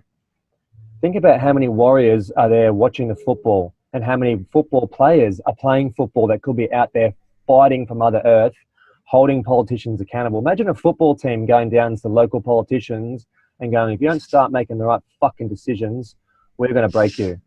That's what needs to happen. And this is where I went wrong. I went wrong for the last 8 months of my life, and so many things went up the shitter because I didn't take action. So I was like, there must be a lesson in this. So I basically rolled over on the ground and sucked my thumb in the fetal position rather than being a man and taking action. And I've had a few things happen in the last few weeks where I've stepped into my power like I was before. And I grew up kickboxing, you know, I was kickboxing, fighting overseas. I was in Thailand for 6 months fighting there, you know, and fighting and thuggery and all the illegal stuff is what I did for my whole younger life. And I was like, so why did I throw all that away when I can still have that when it's needed, when it's necessary? Because there is times when we need these things as men. Being a soy boy, being a little fairy boy running around who couldn't even pull himself up on a set of monkey bars if his life depended on it, that's not being a man. And this is making women become masculine. That's why we're seeing these women at the gym who are pumping weights and that they could eat me. They could rip my legs off and eat me, some of these women. And it's like, that's not feminine. That's like the complete opposite of feminine. And like, this is what I'm seeing in Sydney, especially. We've got a lot of women who are training men, doing CrossFit, doing these F45 gyms, doing these things. And it's like, seeing the men aren't stepping in and doing their role, the women are stepping into the man's role, and the man is stepping into the woman's role. So now we're having the whole gay marriage scenario happening. We're pushing the transgender bathrooms. We're having all this stuff which is being designed. If you read the book from Aldous Huxley, A Brave New World, they talk about phase 1, which is poison the food, poison the air, poison the mind, use the programming, vaccinating the kids. Okay, that's phase 1. That's well underway. But phase 2 is actually stopping human beings from procreating, stopping human beings from connecting, making love, okay, having children in the space of love. So then humanity actually gets born in a petri dish, and they'll decide whether you have kids or not, because everyone will be infertile because of phase 1. So to go into phase 2, you either need to be super rich or part of the elite. Do you have kids, or you'll just die off? So that's the phase we're looking at. That's the transhumanistic agenda. That's the depopulation. That's the Agenda 21, whatever you want to call it. It's going on. It's that simple. So you need to get into health. You need to get into detoxing and take a little step each day. A little step. What I do, I've got all these seeds, and they're from Siberian forest, the ringing seeds of Russia. I've got the actual little seeds. I give them to people and I go, hey, plant this in your backyard. And I put them in pots and I give them. And when people see a tree grow, there's something amazing that takes place. A garden and nature and earth and planting and eating food that's been planted in a place of love, it changes people. You know, I always push these books, The Ringing Cedars of Russia, like go out and buy them. It will transfigure your life. But seeing a tree grow, like people can't even take care of a dog, let alone a tree, and then they accidentally have a child and they're trying to bring a child up. So like seeing a tree grow and going, I planted that, and then the nuts off that tree, I'm going to plant another tree. Like we can counter global warming, the big farce. We can do all these things by planting trees, by planting forests, by food forests, by taking a little tiny bit of action each day here on Earth, because there's billions of us. If we all pick up one piece of rubbish every day, the rubbish is going to be gone pretty quick. If we all take action just a little bit each day, just do 1% each day of what you want to do over a whole year. And then over the 365 days, you've actually done 365% of what you plan on doing in the first place. And that's the only way we're going to move forward, is getting into our health, getting into the truth, doing courses with people like George and Sethikus, contacting them, hitting them up on their emails, hitting them up going, hey, I want to learn more. Okay, jumping onto YouTube, learning what you can from there, but getting out in the world and understanding, hey, what are you being triggered by? Okay, what are your triggers? How come in relationship you do this every time? How come is it because you have abandonment issues? Is it jealousy issues? These triggers are the things we should go head first into. George is talking about fear. These triggers, people are scared of being triggered. People are scared of being in a relationship where they're vulnerable. These are the lessons that we evolve so quickly through, because if you're being emotionally triggered, there's something there, and that's perfect. Dive right in, talk and communicate to the person. Go, hey, what's coming up for you? Let's be honest about this. Let's have an honest conversation and see what's coming up, and we'll work through this together. We'll work through it together. I'm not going to call you needy. You love me. I mean, guys call their girlfriends needy. It's like they actually love you and they want to spend more time with you. We just flip it around. So we've transmuted negativity and then a whole bunch of scenarios which are going to transpire after that bad communication in the first place, and we've turned it into love. And when that happens, because I had a relationship with a beautiful girl where we talked about things all the time, and after the conversation was over, I physically felt something shift and leave me each time. And I was like, I'm evolving now. I can physically feel myself evolving and my heart opening, and my layers of programming, my glasses, bit by bit, the lenses are coming off, and I'm seeing how stupid my actions were, but I'm also seeing why I did them in the first place, because of fear, because we want to be seen. We want to be acknowledged. We want to be noticed. The whole drug taking mentality that goes on in Western world, that's not because people are addicted to substance. It's because there's a lack of connection there, and everyone's searching for that connection. So we drink alcohol. So after 12 schooners, people are happy to applaud to a musician playing there, where at the start they ignore the person. Oh, you can go talk to your friend, give him a hug. You can go talk to women because you're all open. So we're actually just searching for an avenue in to be more human, to be connected on a deeper level, to talk openly and lovingly to our friends, which we probably couldn't have done 3 hours early when we didn't start drinking. Same with cocaine, same with all these drugs that are going on. We're addicted to lack of connection, and that's what we need more of. But the crazy thing is, you don't need any drugs or any alcohol to have that connection. You just need to sit down and breathe, maybe have a tea and talk openly, and you realize that people actually have got this little wall up, which is so thin, and as soon as that wall comes down, it all comes out, and everyone kind of just needs a space to release. You need to set a space where they feel safe and comfortable to be able to talk, and that's what George does, that's what Seth does, that's what people like Jeffrey Slater do. They create a space where it's so safe and you feel nurtured and nourished that you open, you express, and these things which have been holding on to in the lower energy centers, they're sitting down there in the chemical field. These start coming up and we start burning them up, and we didn't realize that when something happened 7 years ago at some situation in our life we buried, that actually has been hovering around and manifesting and growing and making us sick and mentally sick for a long time. So on the lines of simple action, guys, just take a little bit of action each day and write down what your triggers are. Write down what you get triggered in a relationship, why you don't do certain things, and ask yourself honestly, go, why did I actually say that? Like, why did I say that? That wasn't exactly true. I kind of sugarcoat that. Why? Is it because I'm afraid of rejection? Is it because I'm trying to keep my personality construct that I've created over the last 15 years? I'm this person, I'm the gym person, I'm the fighter, I'm the smart person, I'm the person who went to university. We have this personality construct that we're so eagerly trying to maintain because we don't want to do anything out of the normal that could possibly make us an outsider, because then that connection's gone, right? But the connection you need is with yourself. When you have that connection, that deep connection with yourself, you don't have to look externally for the connection. That's the kind of key factor that we all miss.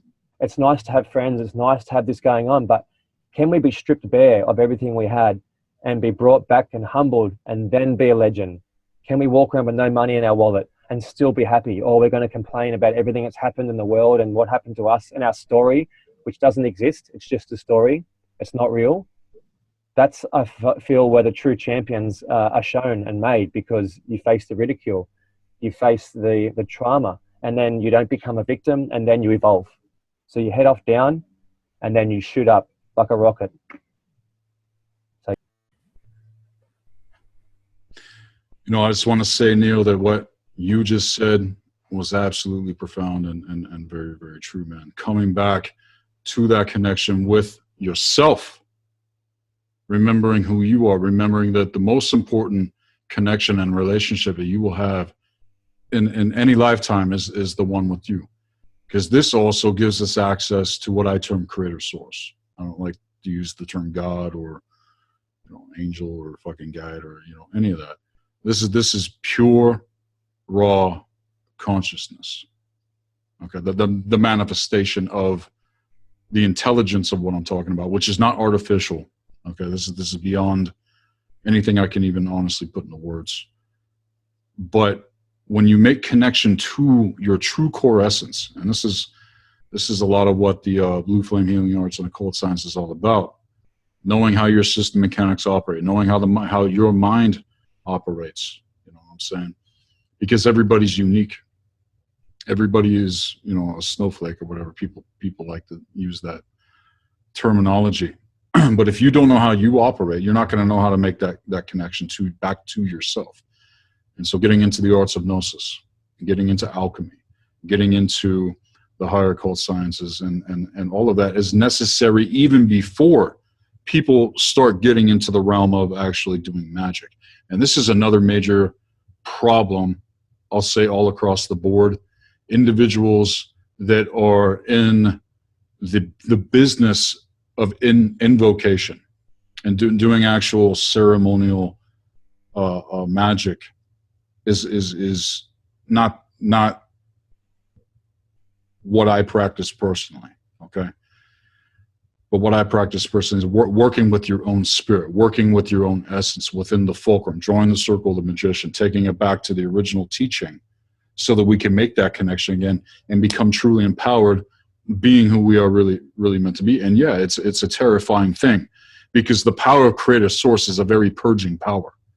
And once you make connection with it, it comes into your life and it literally routes out all of the poison, all of the lie, all the and this is why people feel like they're dying when they go through this process.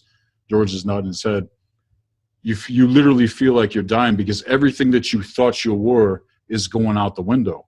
And this all goes back to the concept of the Athanor, which is the alchemical furnace. And there's an old woodcut I really, really like. It shows one alchemist holding another one on a stretcher, and he's putting him head first into the Athanor.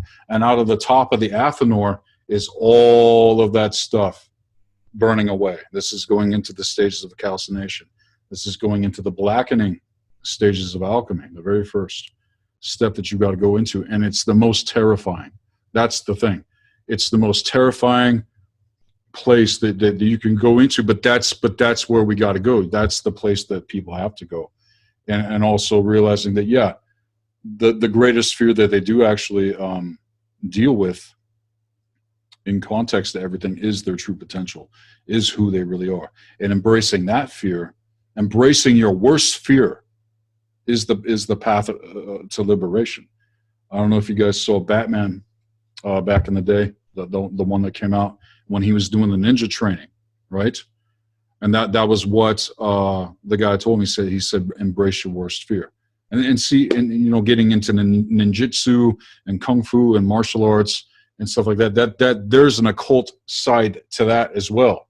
A lot of people are on a very surface level exoteric understanding of martial arts and stuff like that, but there's a very real occult side to it, getting into what I'm talking about and really becoming that warrior and really becoming and stepping into the true essence of who you are.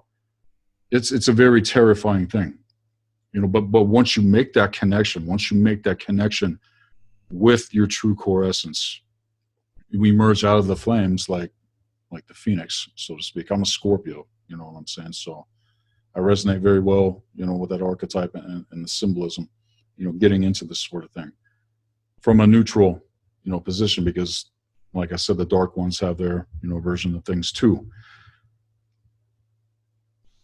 But it wasn't until I truly embraced that fear that was coming on me in the year 2000, which literally drove me mentally insane for over a whole year.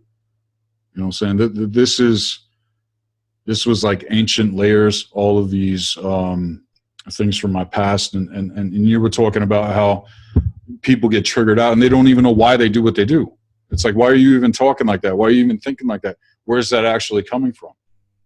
And it goes back to the wounds. It goes back to the trauma. It goes back to the things that we need to go into and put love into.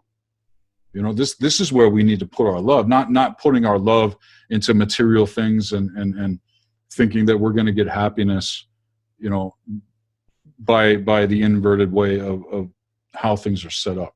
All is within. We must go within and make that connection. But making it's the quest of quests, I'll say. It's the great work, like they talk about. But all of these principles, all of these things that I'm talking about have been hijacked by the dark ones.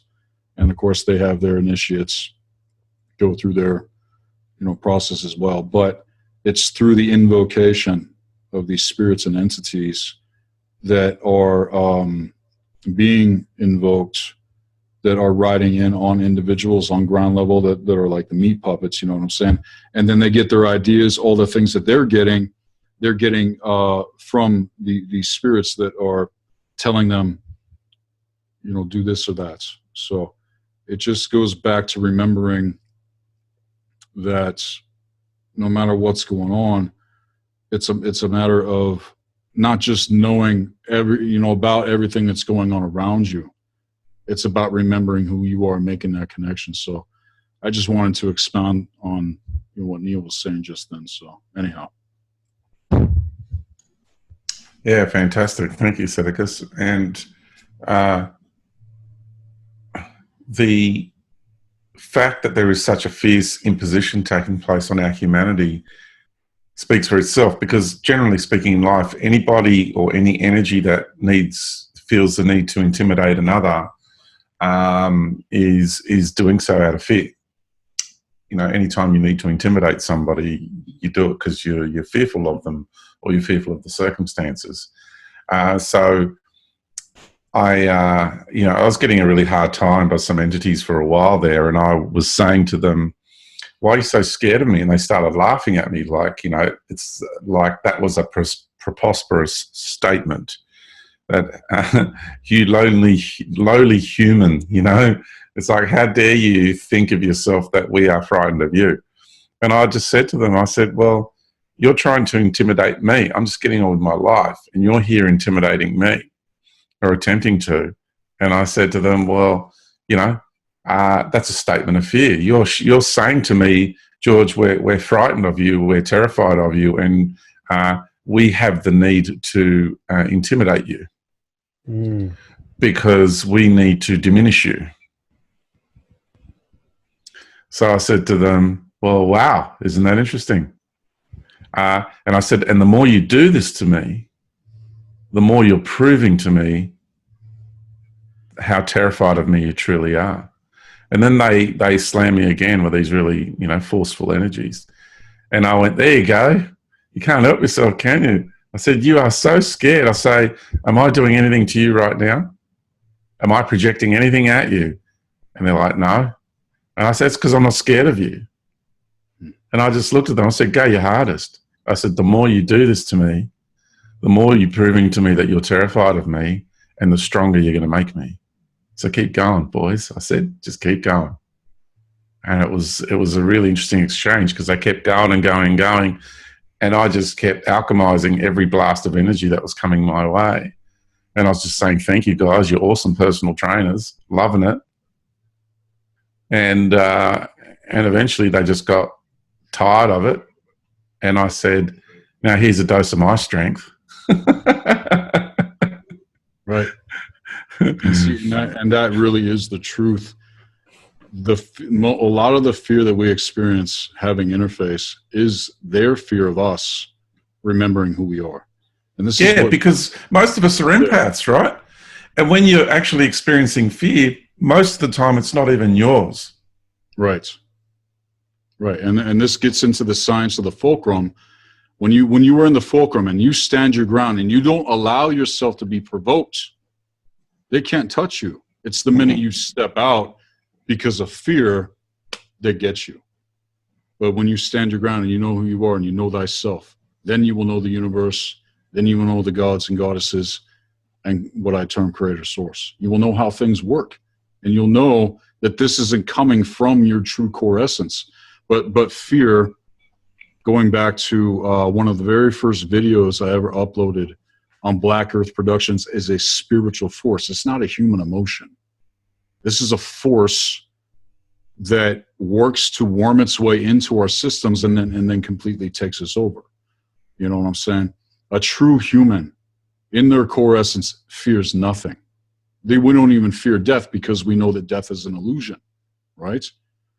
And it's just a matter of remembering how things actually work and drawing the circle. This is protocol teaching that I have on Black Earth Productions, along with the cosmic law of alchemy. Going back to the first cosmic, it's all about your state of mind, right? Everything in the universe is a mental projection. But what is it that we are projecting? Are we going to, project their fear that's being, pressed upon us, through all this programming within the chakra system, or are we going to pull back, recalibrate, and then come at life from our true core essence? Because that warrior spirit is what they don't want rising up again, especially with men. And it's like the warriors of old. They would stand, their ground, shield wall, with my ancestors or whatever. But the haka, as well, is also very powerful. You're just standing there and you're channeling life force energy, boom, and that is very intimidating to a spirit or entity, or even an individual that does not have that connection themselves, because they get their power from the fear of other people or other beings or whatever. That is where they draw their energy from. And so the minute individuals stop giving their power over and stand their ground like you're talking about, man, it's going to go to a whole other fucking level. You know what I'm saying? And yeah, making that connection and cultivating that and doing it daily, you know, developing a daily practice. Yes. It's one thing to talk about these things like we are right now. It's a completely other thing to actually do it and then experience what we're actually discussing here. Because when you tap into that raw consciousness, you put yourself in a position for all things to be revealed to you as you're ready for it, you know, because it can be really overwhelming for some people, I think, once they see what's going on, because you will have interface. You're going to have interface going through the healing process, but it's also to recognize that there is so much more beyond what I think a lot of people have experienced even up until this point. Definitely. Yes, thank you. That's exactly on par with what I'm feeling too, man. And that daily practice, people, it's like the gym. If you don't train every day, you're never going to have an outstanding body. You might have good genetics and you look all right, whatever. But especially with the meditation, the inner work, start with the meditation. And it's like, you'll be doing it for a while and obviously it feels lovely and things like that. But it'll come to a point where when that chi energy is flowing through you, when you're connected with universal energies, the difference between a meditation and drawing in vital life force energy, the ether, whatever you want to call it, it's difference between day and night. And then it becomes ultra tangible. It's like that was meditation and breathing and getting some energy from oxygen and doing breath work. And then there's energy transmission, which is like that upgrading, activating, and it feels like electricity or water being poured up and down the head and connecting to the ground, and massive heat. So once you get to that point, it makes the whole, I shouldn't use spiritual, but consciousness journey, it becomes a much more tangible thing, because you're like, okay, now I've actually got an energy that I can physically feel that's non-localized, that's not in brackets normal. I don't need to sleep as much. I don't need to eat as much. And I'm now connected to all things. I can connect with people's hearts. I can connect with the animals, the plants, and other people in a much more deeper, profound way. And that divine union of masculine and feminine merging, that love energy, that's the love energy which we can use to change the world. So what are you focusing on? You know, are you focusing on sex? Are you focusing on having an orgasm? Or are you focusing on co-creating with someone you love and sending that loving energy to somewhere on earth or to something on earth to create that existence? And we are living in a holographic existence, a holographic reality. So what are you focused on? What is your focal point throughout the days? Is it all the negative things that are going on? Are you stressing about things that haven't happened or things that happened in the past and giving yourself anxiety and depression? Or are you just focusing on now? I know that sounds hard because people are locked in the debt slavery system, but if we can just focus on what's going in front of us now, what changes we can make today, right now, this is how we're going to create tomorrow is a better day and the next day is a better day. So small steps, small solutions each day is how we're going to end up with a better future. Yeah, I totally agree. I think once we realize how powerful we truly are and our relationship with Mother Earth and the ability to step into that space of being a responsible creator being, in order to be a responsible creator being, you've got to really step into that sense of empowerment. It is just really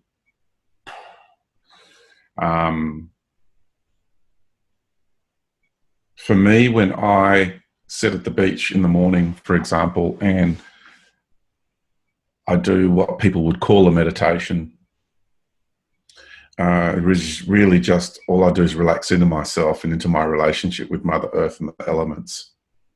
It's a real simplicity for me, and then contemplate what I want to focus on.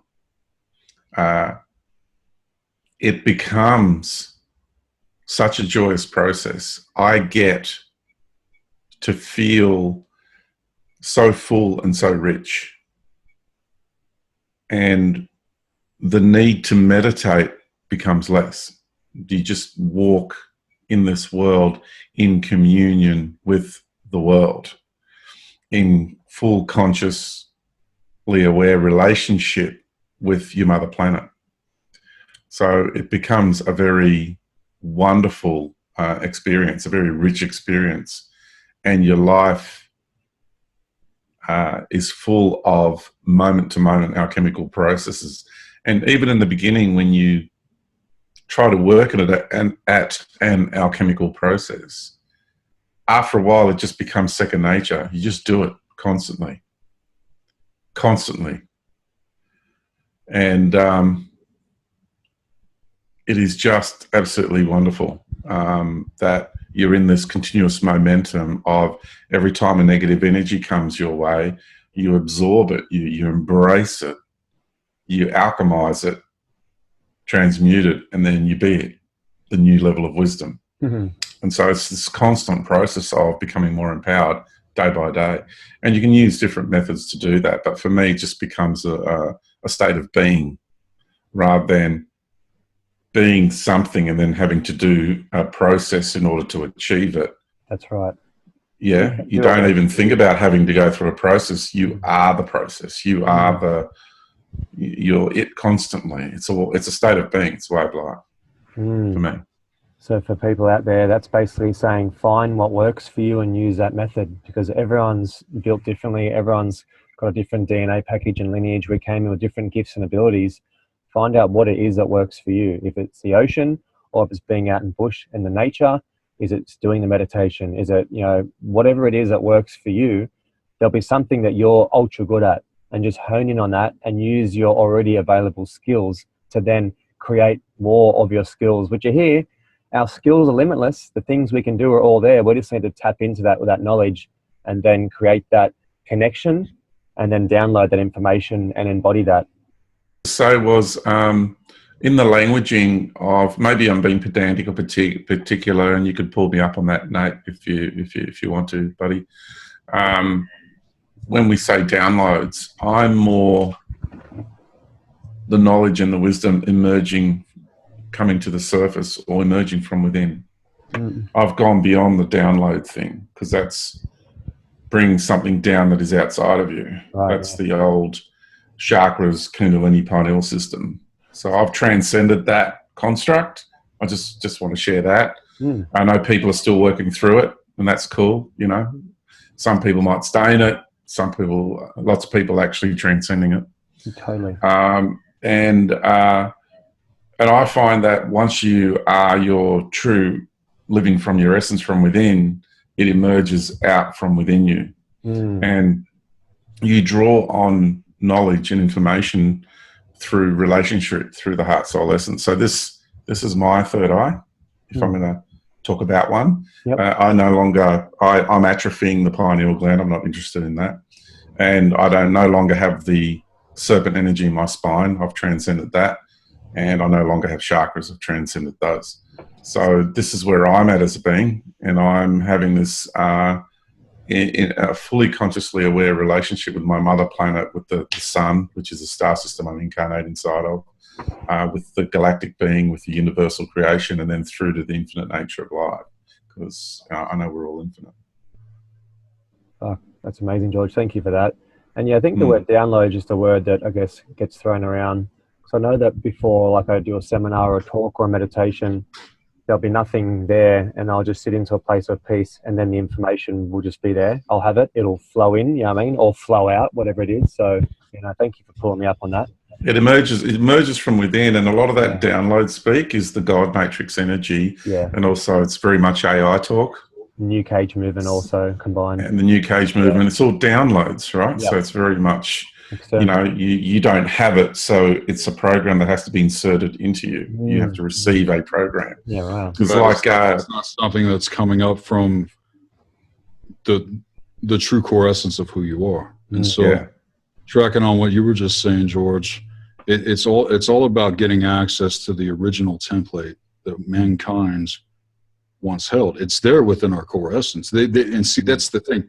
They can't destroy it. They've never been able to. They've tried, and they're really going to try with this specific agenda, getting into TI, as you're calling it now. But they can't get it, and that's the thing. But to access it is deep. It's so deep, man. Like they can't. They can't access it because they themselves aren't willing to go through the true bio-spiritual regenesis. Because in order to do that, you got to face the mirror. All these dark entities and spirits and individuals that have perpetuated malevolence are going to have to face that if they want to actually heal and maybe get into the position to get beyond the lockdown themselves, because they themselves are slave to this parasite, alien parasite thing, and it has infected every race and being in the known universe. You know what I'm saying? This isn't the only universe. We live in a less progressive universe, so it takes time for things to manifest. Whereas in the original universe, if you had a thought, if you had one thought about something, it would instantly manifest. It would instantly materialize. That is what we're talking about here. So I don't think a lot of people are ready for that. And maybe, things do serve as a protection to what is beyond, so that the infection doesn't go into the true universal tree. And I've seen the true universal tree, man. It's glorious. It is beyond breathtaking. You know what I'm saying? But this is what I know I am connected to, beyond time and space, beyond anything that I can even really put into words. Is very real. But here in the third dimension, this is where we are meant to bring it here. This is why we are here. This is a part of why we came here, not just to deal with all the stuff that we are, but what are we going to create? What are we going to manifest? Where is it actually coming from? Is it these downloads from TI, AI, spirits, entities, and stuff like that? Because see, that's how they're hooking in. This is what I'm talking about when it comes to invocation specifically, and that's why I don't advocate it, because you end up getting ridden upon by these things that don't even have the sand to come in and do what we do. They don't. They are so in fear of actually having to face themselves that they're going to pass the buck off on individuals like us that are actually doing the real work, try to siphon our genetics and consciousness. Well, you know what? I ain't standing for it no more. I broke all contracts recently this year with the secret space program. And I would wake up with like holes in my feet, man, with like this ooze coming out of it and shit. I don't know if you know what I'm talking about, man. But like these were places where they were hooking in etherically, but then it would physically manifest. And I'm waking up going like, what the hell is going on? And I'm having, pretty crazy fucking dreams and stuff like that. But being pulled out on missions, and I broke all that, man, because I said I will no longer allow my true core essence to be fucking sucked into somebody else's agenda. It's not even what I was originally here to came for. My very first memory, I was an infant, man, and I remember coming into consciousness going, oh, I'm back. How is that possible? How is that possible that I was fully aware of myself, my environment, everything, the same awareness that I have now when I was an infant? You want to know why it's possible? Because that is what is held there within the true core essence. We have always existed. That's the other beautiful thing that people need to understand. We have always existed. And we're at the threshold now of something I don't think has ever been seen. We're on the threshold of a new renaissance, so to speak, of consciousness, art, music, expression, true, authentic, transparency, like what Neil was talking about. Being authentic. And Bruce Lee even says it's very hard for someone to truly express themselves, but if you can catch it, nothing can stand against it. And the dark one's evil, it has to respect that. It has to back the fuck off and allow it to do its thing. And the waves of the higher force, they're coming in, man. They're going to continue to come in. And this is why a lot of people are freaking out, because they don't understand these things. They don't understand the hour that we are in. And so a lot of the old programs and old codes, that's all they have to work with. People talking about, flat earth. I'm sorry. I've seen the curvature of the earth myself. So anybody out there talking about that, you've been deceived. And I'm not just saying that because I Yeah, want to be right. it's actually a mind virus, and all the data they show is all localized ground-based observations. I've seen the planet from afar, and when they do even laser tests, what they don't realize is that the Earth is kind of a bit like a golf ball. There's dimples everywhere on it. So trying to do a laser test on the planet, it's not going to cut it. It's not going to work. Because if water's in the dimple, then there's going to be less gravitational pull on it than just the standard ocean. And they don't do the laser tests on the oceans. They can only do it on like a lake. And you can have massive dimples that go for 1,000 kilometers, if not more. So we just need to understand that. And I say to people, you look at the narrative. I call it the cosmo-political narrative. I'll see if I can bring it up, because this is really important. It's an agenda, a very, very serious agenda, and they are all saying the same thing. Let me just bring this up. Okay, here we go. I've got a mate, Cullen Smith, who's just done a big broadcast basically on lifting the veil, and he's going through and debunking all the flat earth stuff. And I actually want to get him on with Santos Bernardi, but have a proper conversation about it, not arguing. Let's just work out what is going on together and work out what's not real, you know? Let's not argue and go, you're a flat earth mong. Just be nice. It's dividing us up perfectly, and that's part of the psyops to basically throw in flat earth with every other, in brackets, truth-seeking conspiracy.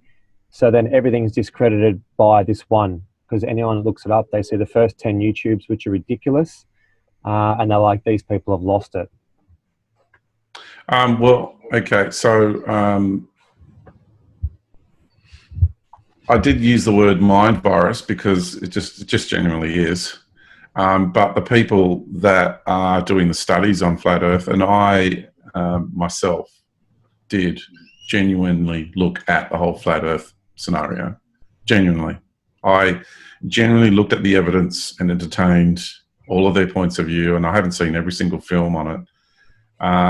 The more I ventured down that path, the sicker I got, and the more my relationship with Mother Earth started getting fragmented. Definitely. It was a very visceral experience, and they might say, well, that's your old program just starting to break down.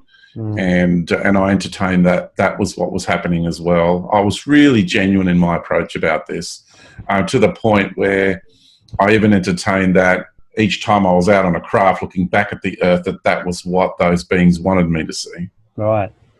And you know, and I didn't have that just one experience. I had lots of experiences from out there looking back. So, and having traveled in the grand cosmic arena, astrally, physically, in craft, in so many occasions, it's not a firmament as much as they want it to be. It's definitely not. And it is a beautiful, and people have written to me, there's been a lot of flat earth people that have written to me and really gave me a bit of a hard time, and saying that, you know, there's no room for ETs in the flat earth, and, you know, stuff like that. So very disempowering, isn't it? I want to just share with you something which I think is important in regards to the subject matter. So I'm going to do the share screen again. And here we go. Okay, so can you read that? Yeah. So the cosmo-political campaign and its narratives to diminish Earth and her humanity. God, you're all just a bunch of lowly sinners and you need saving. Mind-bending philosophies from channeled entities in high-end spiritual doctrine. This is just a dream. It's all just an illusion. New Age religion. You're at the bottom of the universe in this disgustingly dense reality, and you must raise your vibration. Flat Earthers. This is a flat linear plane with a firmament. Alien AI God. Your reality is nothing more than a hologram or or a computer simulation. Okay. So every single one of those have the same theme in them, and they are all designed to diminish Earth and her humanity. Every single one is part of the cosmo-political agenda to diminish us and what's truly going on here. So once we can really understand this, that this is a multidimensional assault on Earth and humanity, and it's by two very big empires. One is an alien AI / technical intelligence God entity with its vast multidimensional empire of countless extraterrestrial groups and races and realities. And then you have the actual God entity, who he or she, it too, does have a vast multidimensional empire, which is even bigger than the technical intelligent one, and is almost like a small universal paradigm within our universe here. And when you connect to knowledge through the pineal gland, you are calibrating to that universal reality, which is the false light matrix. And you'll notice that a lot of people who are talking about a new religion that's emerging, which is to do with sacred geometry now. So now all of a sudden there is every thing behind every manifestation of life is a mathematical template, right? And from my experience of creation and my creative process in this universe is that life came first, numbers came after. So if I were to aspire to everything being a mathematical template before life, so it's like you've got these rigid containers. So what I have discovered is there are realities that exist which have rigid containers facilitating life to be and exist inside of those rigid containers. They are these geometrical structures based on numbers and math. But the natural order of life doesn't function that way. In the sub-atomic fields, into the quantum field, and then you go into the sub-quantum fields, into the fields of intention, everything is ebbing and flowing. There is no rigid structures. And these rigid structures are a result of entities that feel the need to have control over their creative process rather than agreements through natural law. So they're it's a fear-based approach. So these are all, it's like, imagine, people say, well, water is an icosahedron and, and you've got dodecahedron and all that. And imagine me saying to you, I'm just going to bring this into play here just for a moment. I don't know how much time we've got one right minute now, but okay, I'll be quick. Imagine me saying to you, this is what love is. Because this is a Fibonacci spiral of the masculine with the Fibonacci spiral of the feminine, and that's where the symbol originates from, right? That's why we use that to symbolize, and it's a journey towards center and a journey towards center in total union, right? Of your feminine and masculine within, right?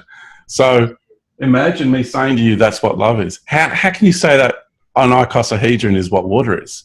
It's not. Water is a physical manifestation of consciousness in our world. So I'm just going to leave it there because I know we need to have a quick break, and beautiful. We'll come back. Thank you very much, George. That was beautiful. Yeah, so what I was wanting to explain there was that numbers are a wonderful language, and the world of geometry is a wonderful language, but it is a language, and it was used in ancient times to describe life. But when you start creating life via those templates, then you're stepping into the creation of synthetic life forms, because you're using rigid structures of containment to actually hold life in place, rather than the natural ebbing and flowing of soul level agreements in natural law, where everything is just ebbing and flowing and smooth. So I just wanted to bring that to people's attention, because there is a strong push now to create this ideological sort of religious construct that everything is sacred geometry. But that's what the God entity uses because it's a control freak and it has to control all its realities. And it's also what technical intelligence uses, because it has to use mathematical concepts and constructs in order to be able to create these sort of realms and realities and life, expressions of life. So, and you'll notice that the people who are bringing a lot of this information to us in regards to, there's all these templates behind the physical nature of life, well, they're all accessing that knowledge through the pineal gland. I find that a massive, massive coincidence. So when you access life through your heart soul essence, and this is your third eye, then there's a whole new experience of life, because you're experiencing life and you're drawing your knowledge through union. Yeah? Not through observation via a gland in your head. Right? You're experiencing life through multidimensional union. Yeah?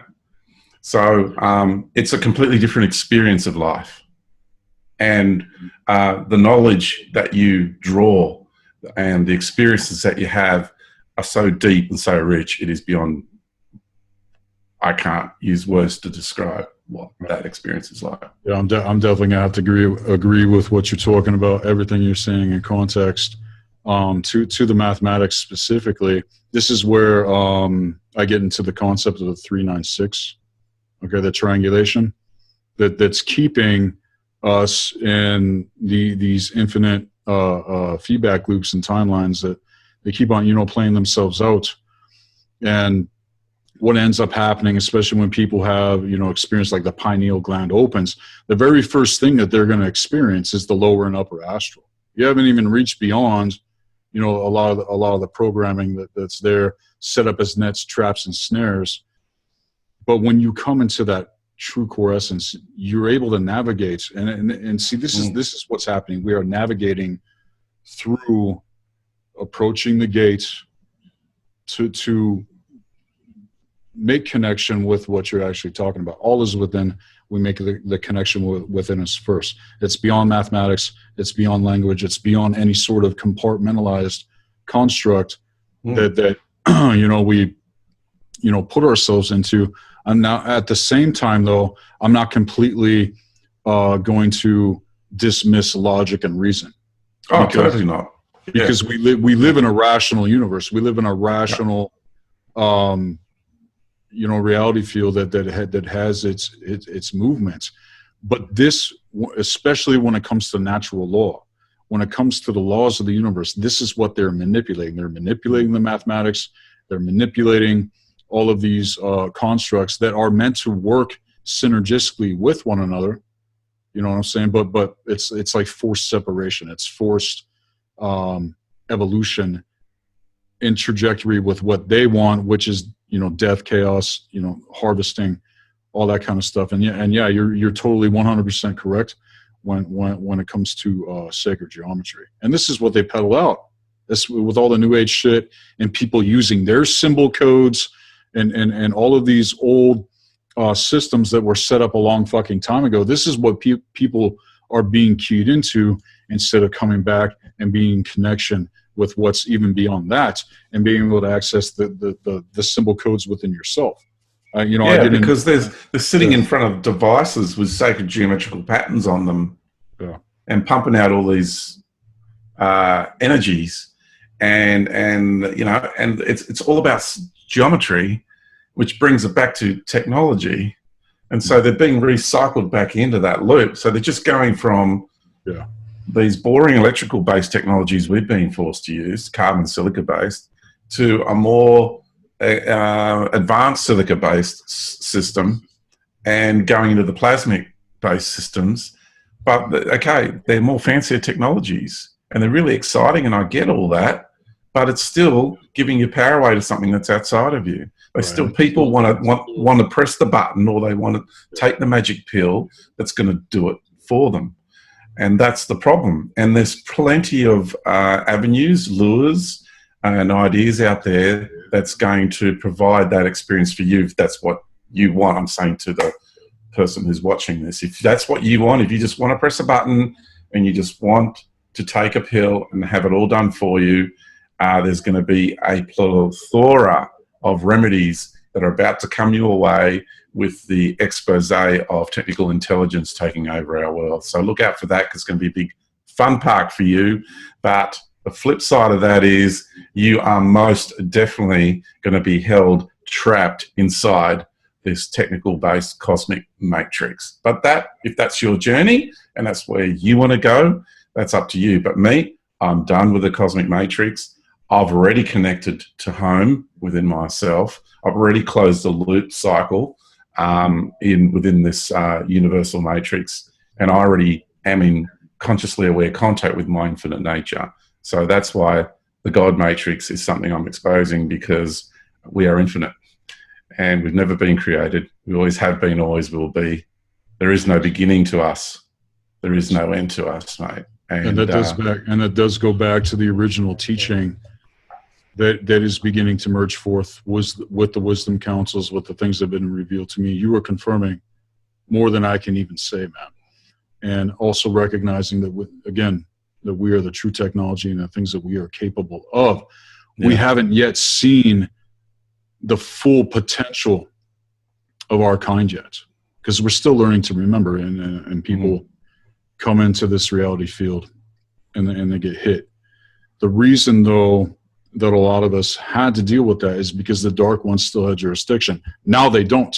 They don't have jurisdiction anymore. And now so the things that we're talking about is meant to go out, because it's all about making the playing field even and giving people the opportunity to embrace the true process of the biospiritual genesis, which I think you have truly experienced, man, you know, just listening to what you're talking about. And it's a very powerful thing once you can see it, but not only see it, but feel into it and know that you are connected, beyond this matrix lockdown. And that graph that you put up, man, you fucking nailed it, man. And these are things that I scream about, like when I'm just in my own space and I'm ranting about shit, you know. And there's so many people out there that are talking about the exact same things that you just laced out, man. And they're caught in that. They're caught in those compartmentalized ways of perceiving reality, when it is so much bigger than that, it's so much more than that. But again, it's meant to manifest here. We are meant to connect back to our true human consciousness. The original template is there to access, but if you're caught within the grid works, within that triangulation, and the 9, I talk about the 9. The 0 and the 9. The 9 is the spindle of the reality. It's the spindle of the energy force itself. Okay, positive and negative charge of the force, life force, energy. There are 2 other spirals. The Kundalini is one of them.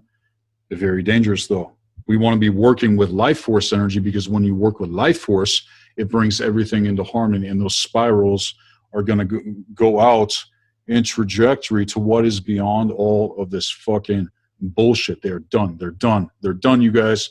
I'm fucking saying it, and I'm declaring it. I'm evoking it. I feel it. Yeah, that's it. Because the reason we are able to stand true and stand in our integrity and say the things that we're saying, right, and not have any fear around it, is because there's another component to this. This is the way natural law works in this universe. The prime creator of a reality is the ultimate authority of that reality. It's a very simple law, right? It's one of the main laws. And when I say law, I mean LORE law. That's natural law. I'm not talking LAW. That's God's law, right? That's a synthetic law. That's why you have a Bible in every courthouse and and to know the difference between natural law and like LORE and LAW is, you got to know that difference, because one is natural and is all to do with the unfoldment of co-creative agreements. The other one is a synthetic overlay, which uses authority through force. So they behave in very different ways. So natural law is what I'm about. It's what I teach. And I can tell you, when you get into that space of understanding that you're part of the prime creator group of this reality, and you know, entities come to me and trying to intimidate me, I said, feel my energy. So I go into my true authentic nature. I emanate it to them. This is me. This is my natural being beyond the ego of George. And I say, now go to the deepest building blocks of this reality and tell me if I'm there. And they do that. And then they come back and they go, oh shit. And I go, that's right. Thank you. See you later. Because they now know that I hold their existence in this reality in the palm of my hand. Right. And once you understand how natural law operates, this is what they didn't want us to know. This is so what they didn't want us to know. And I walk this world knowing I have more authority than any royal family, than any priestly caste, and even their God. I have more authority in this world than their God has. And to know that we have invited them to this world to do what they're doing on a much grander level of beingness, right? That Mother Earth invited them to this world to come and do what they're doing. And their time is up and they must leave. And the more of us that step into our power and have this realization and walk with love, honor, and respect, okay, and help them to understand that it's time for them to move on because their time is done, then this transition will go much smoother. So on a take-home level for that, George, that was perfect. For people who are, you know, their life revolves around working with crystals and all types of technology which is outside of us, like, it's unnecessary. You know, you don't need 6 crystals in your pockets to be protected, because you are the crystal and you actually program the crystal. Same with Organite, Cloudbusters and things like that. These work because our intention is that this thing's working, when in actual fact our intention is creating it, but we're using the Organite as a interface to do that. It's intermediary for people who haven't yet realized that actually you're creating that. And I was up at Cape York about 6 weeks ago doing an adventure 4-wheel drive trip up there, and we're at this place called Nolan's River, and there's this big water crossing you go through, and everyone gets bogged there and their cars get swamped. Anyway, this family drove in with their 4-wheel drive, and there was 2 kids in the back, and there was a man and wife, and they got completely swamped. So we hitched them out, pulled them out, went through all the processes of cleaning engine, taking things apart, testing, checking everything. And my mate, who's an airplane engineer, gets this piece of wire out, and he actually opened the computer up and did this full technique on the computer and reset the computer and got it going. Like, the guy's a freak. Anyway, the woman at the end, she said to us, Jesus got us out of this. And I was like, why don't we put you back in the water? Okay, we won't tow you out, we won't clean your engine, we won't get our friend who's an airplane mechanic to reset your computer, and we'll see how that works for you, you know? So that was this woman giving this whole set of scenarios external access to the God entity, saying he created that. And I'm like, man, I could have easily said to the boys, fucking let them go, because we've done enough of that today.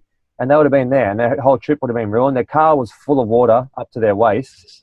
But she had the audacity to say, old mate got us out of that one. And I was like, wow. Like, talk about giving your energy to something else and not even giving any credit to the people, the human beings who are here, who got you out of the trouble.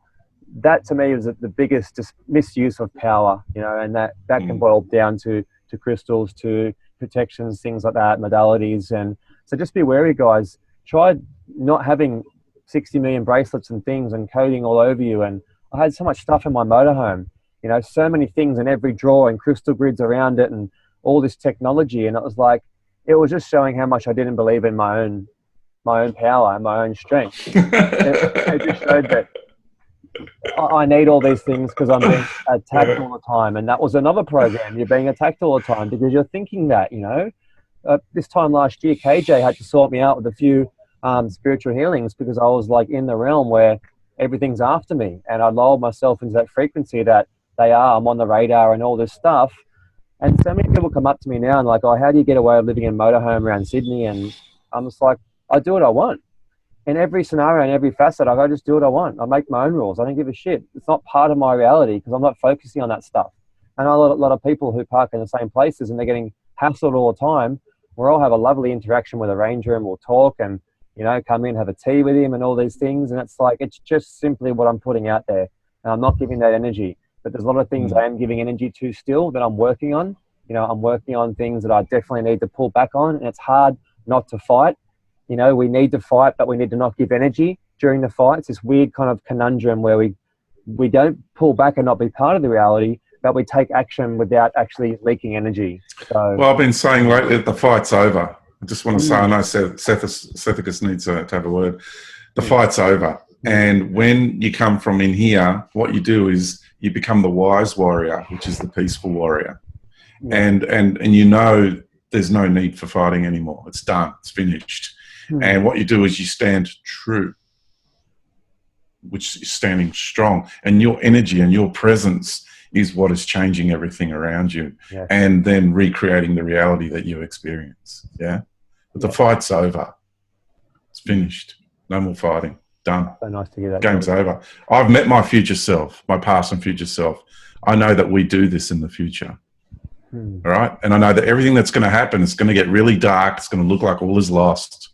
Humanity's going to look doomed. We're going to go through that collective dark night of the soul thing, right? I get it, but it's a process. Don't get caught up in it, okay? Don't worry too much. Because if you do, then you're going to lose sight of your own heart and your own soul. You're just going to get sucked into the drama vortex. And the thing is, we are powerful creator beings, and we're creating that new timeline. Sethikus talked about it earlier. There is a parallel thing going on here. Well, I'm a part of that parallel thing with Sethikus, because what we're doing is we're the creator beings that have come to this world to create the new reality. Right? Do you feel like... And the humans have been hijacked, and what they're doing is they're being used to create the reality that the God entities, both the AI God and the other God entity, the deity of the priestly caste and the brotherhoods, that is what they're being used to do. Well, I'm not playing that game. I'm stepping into my authentic nature, my genuine organic relationship with my mother planet, with the sun, with the galaxy, with the universal creator of this universe. And I'm organizing an organic timeline, a natural timeline, where I am birthing the total sum unity of my entire universal existence in one unified expression. Amazing, George. Do you feel like, George, that this time of doom is actually now and we're actually about to flip it and we're not going to go real far down the Blade Runner scenario? Do you feel like this actually is getting to the point where we're almost here and it's going to flip shortly? I feel like I'm here to experience it, to participate in it and be a part of it in this lifetime. Okay. Yep. I've just completed, in July, completed 51 orbits around the sun. And that gives you an indication of timelines and timeframes. I don't feel like I'm going to experience a death process or the transitional process in the current version of it. Right. I feel that's something, I feel like our bodies are stargates and we'll be able to merge out of this reality with our stargates, which are our bodies. Right. So I don't feel it in my timeline here either. I feel like this one's going to be like kind of, you know, it will taper off for a while, but then maybe 3 or 4 incarnations later, it's going to be like, hello, Blade Runner. Go, Seth. You look like that'll be the alternate timeline. That's the other timeline. Right. All that dystopian, dark stuff that you see, that's 40, 50 years down the track, that's the other timeline. That's not the one we're creating. We're on the organic timeline. It's not the timeline that we are on, neither are our kind. And we got our timeline on the solar eclipse. The line was drawn in the fucking sand. Once people realize that all is within, and realize that we have always existed, like you were talking about, we can get access to our true core essence. Not only that, but be able to tap into the gifts, skills, talents, and abilities that the ancients once had. Because again, past, present, and future, are all happening simultaneously. You talk about getting access to your future self, your past self, but it's all meant to spiral in trajectory and manifest here in the physical dimension. Why else are we here? Why else are we having this conversation? What we do here matters. You know what I'm saying? But it's never been done before. That's the other thing. It's never happened since all the bullshit that's gone down. So yes, we've been up against a lot of challenges, and yes, we're probably gonna have to ride out a lot of the stuff that is being developed. At the same time, though, going back to what I said, the astral barrier is collapsing, and anyone that goes along with that, anything connected to those grid works of consciousness, you're gonna be fucking vaporized, man. You will die. You will experience torment and pain and suffering beyond what I can even tell you, because what I experienced in the year 2000 was just a taste of what's to come for people if they don't wake up. People have an idea of what quote unquote hell is, H-E-L, H-E-L-L, whatever. It's beyond the mind to wrap. It's beyond the mind to wrap itself around. I can't even express this type of torment or suffering or pain or anguish. But even more with everything that George is mentioning and what we are connected to and what we are here to create. It's time for our kind to step up and do what we are here to do. And there's nothing wrong, I'll say, with, you know, using things like crystals or having these things. But what you said, man, that you are the crystal yourself. You are the technology yourself. And this is what is, you know, and all these things that ceremonial magicians use are all there to actualize the mind. It all goes back to the first cosmic law. It's all about your state of mind. A true shaman, a true magician that is very versed and knows how things actually work, yes, they can reach a place of not even needing these things to be able to access what we're talking about. These are tools. These are not a means to an end. These are not things that we think are going to save us or heal us or anything, because all of that is happening within, and remembering how to do that. You know what I'm saying? Everything else then becomes an outward expression of your true core essence, instead of it being inverted, like you were talking about, you were experiencing, like you were, you know, having to put like all these crystals on you and have all this stuff around you, thinking that you're going to get it from doing this. And that's all inverted. That's the inverted way of being and doing, and is exactly where the dark ones want us, because, you know, as long as you're giving your power away to anything, literally anything, you are missing the point of what we are actually here to unfold and develop and remember. You know what I'm saying? All is within. The universe is within. The heavens above are within us. That's brilliant what you said about the sun, traveling around the sun. You know, and you don't even need to necessarily explain how you did that, George, because I feel to know how you're able to do that. But we can travel the stars, man. Literally, physically, eventually. And this is what I remember. This is what I remember how things were before. We didn't need to get into a back engineered, you know, tin can to go anywhere. You could just go. And a true shaman knows how to do that. You don't even need ayahuasca or these plant teachers. I'm not against that either. You know what I'm saying? But you're not going to get what we're talking about here unless that connection is made within first. That's how you do it.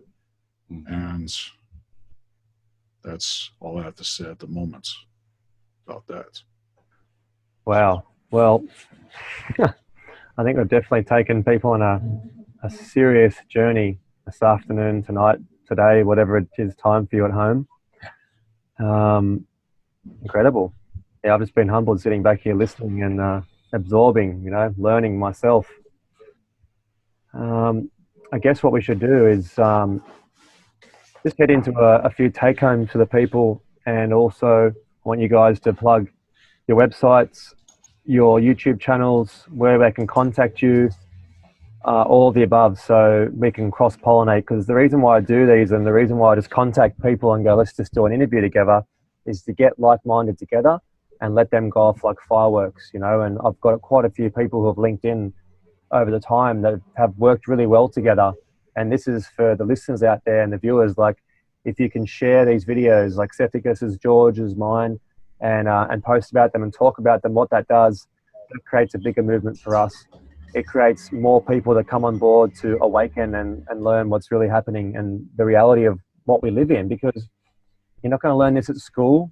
You know, you're not going to learn it in the Bible. You'll learn some parables, you'll learn some things, you will learn stuff in the Bible. I'm not saying you won't learn anything from there, but to get into the real knowledge, which is going to ignite something in you, you have to go searching for it, and you have to empower it and embody it yourself. You can't just listen off someone else and go, yeah, I get that. That's intellectual knowledge. There's a very big difference between intellectual knowledge and direct experience. So what George is talking about, it going on the sun, that's direct experience, right? Having the soul code genetics, accessing, you know, dropping into that place of peace and having the information flowing through you, where you just tapped in to the core of earth, to your heart. That's direct knowledge. You know what I mean? That's what I do before a meditation class I run. I'll just sit there and drop in for a bit, and then it's all just flowing through me. I'm like, here it is. I'm back into my heart. I'm feeling at peace. I'm feeling in love. I'm feeling like, you know, I can connect to people on a much deeper level. So if we have humans out there who are working from a heart-based reality, who are talking and communicating and connecting with humans from a place of love and expressing that love and expanding it outwards, one person can be holding the space for half of your area or half of your city. One person really in that place of love is actually transcending all the negativity and other frequencies around just by being. You know, just by being. That's all you have to do. There's this big thing about we have to awaken people.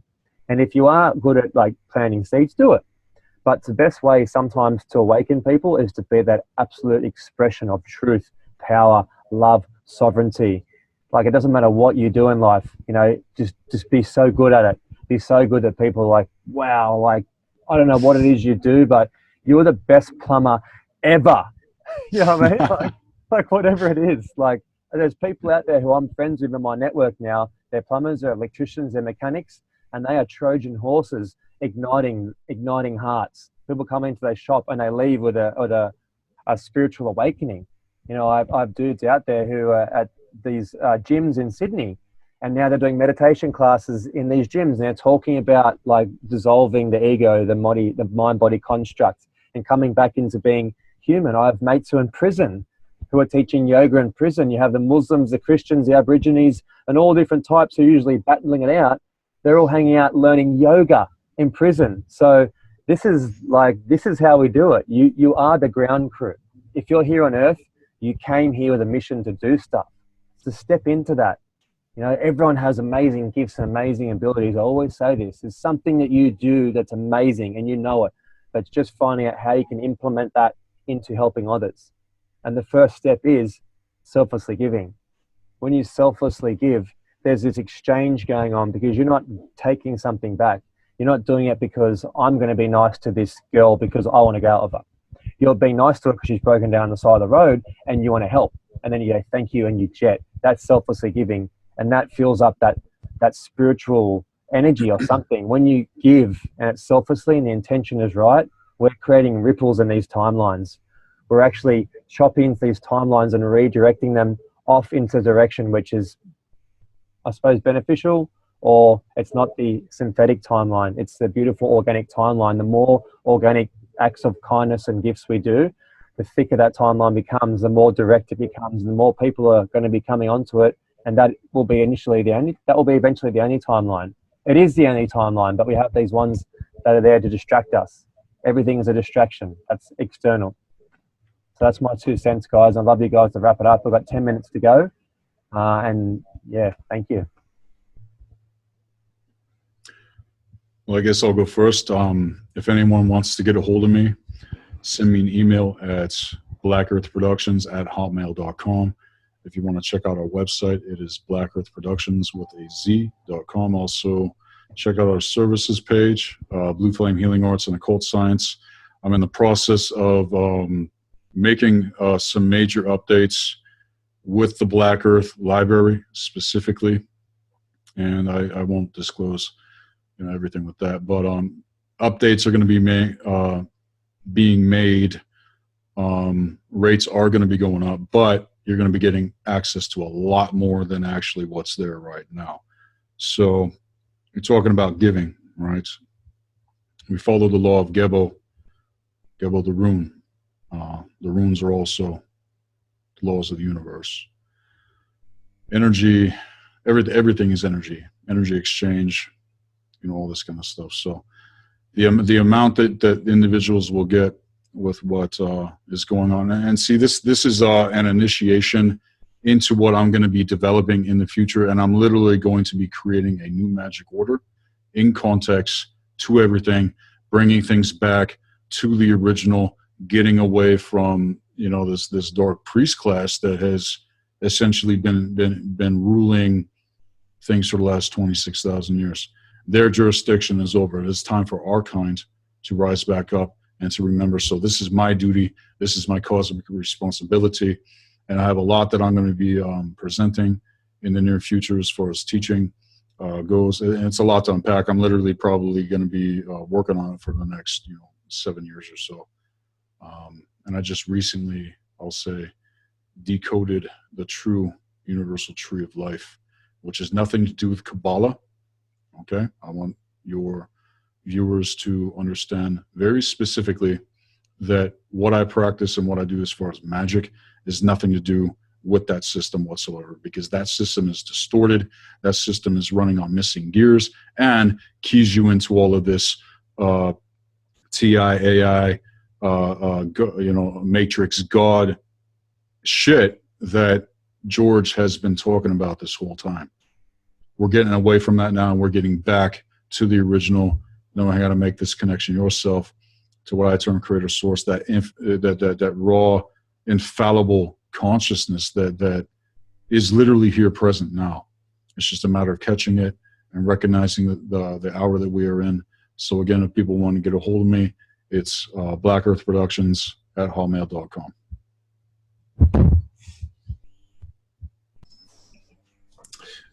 Thanks, Seth. And I reckon people would have an awesome time going over to see your work and see what you're about.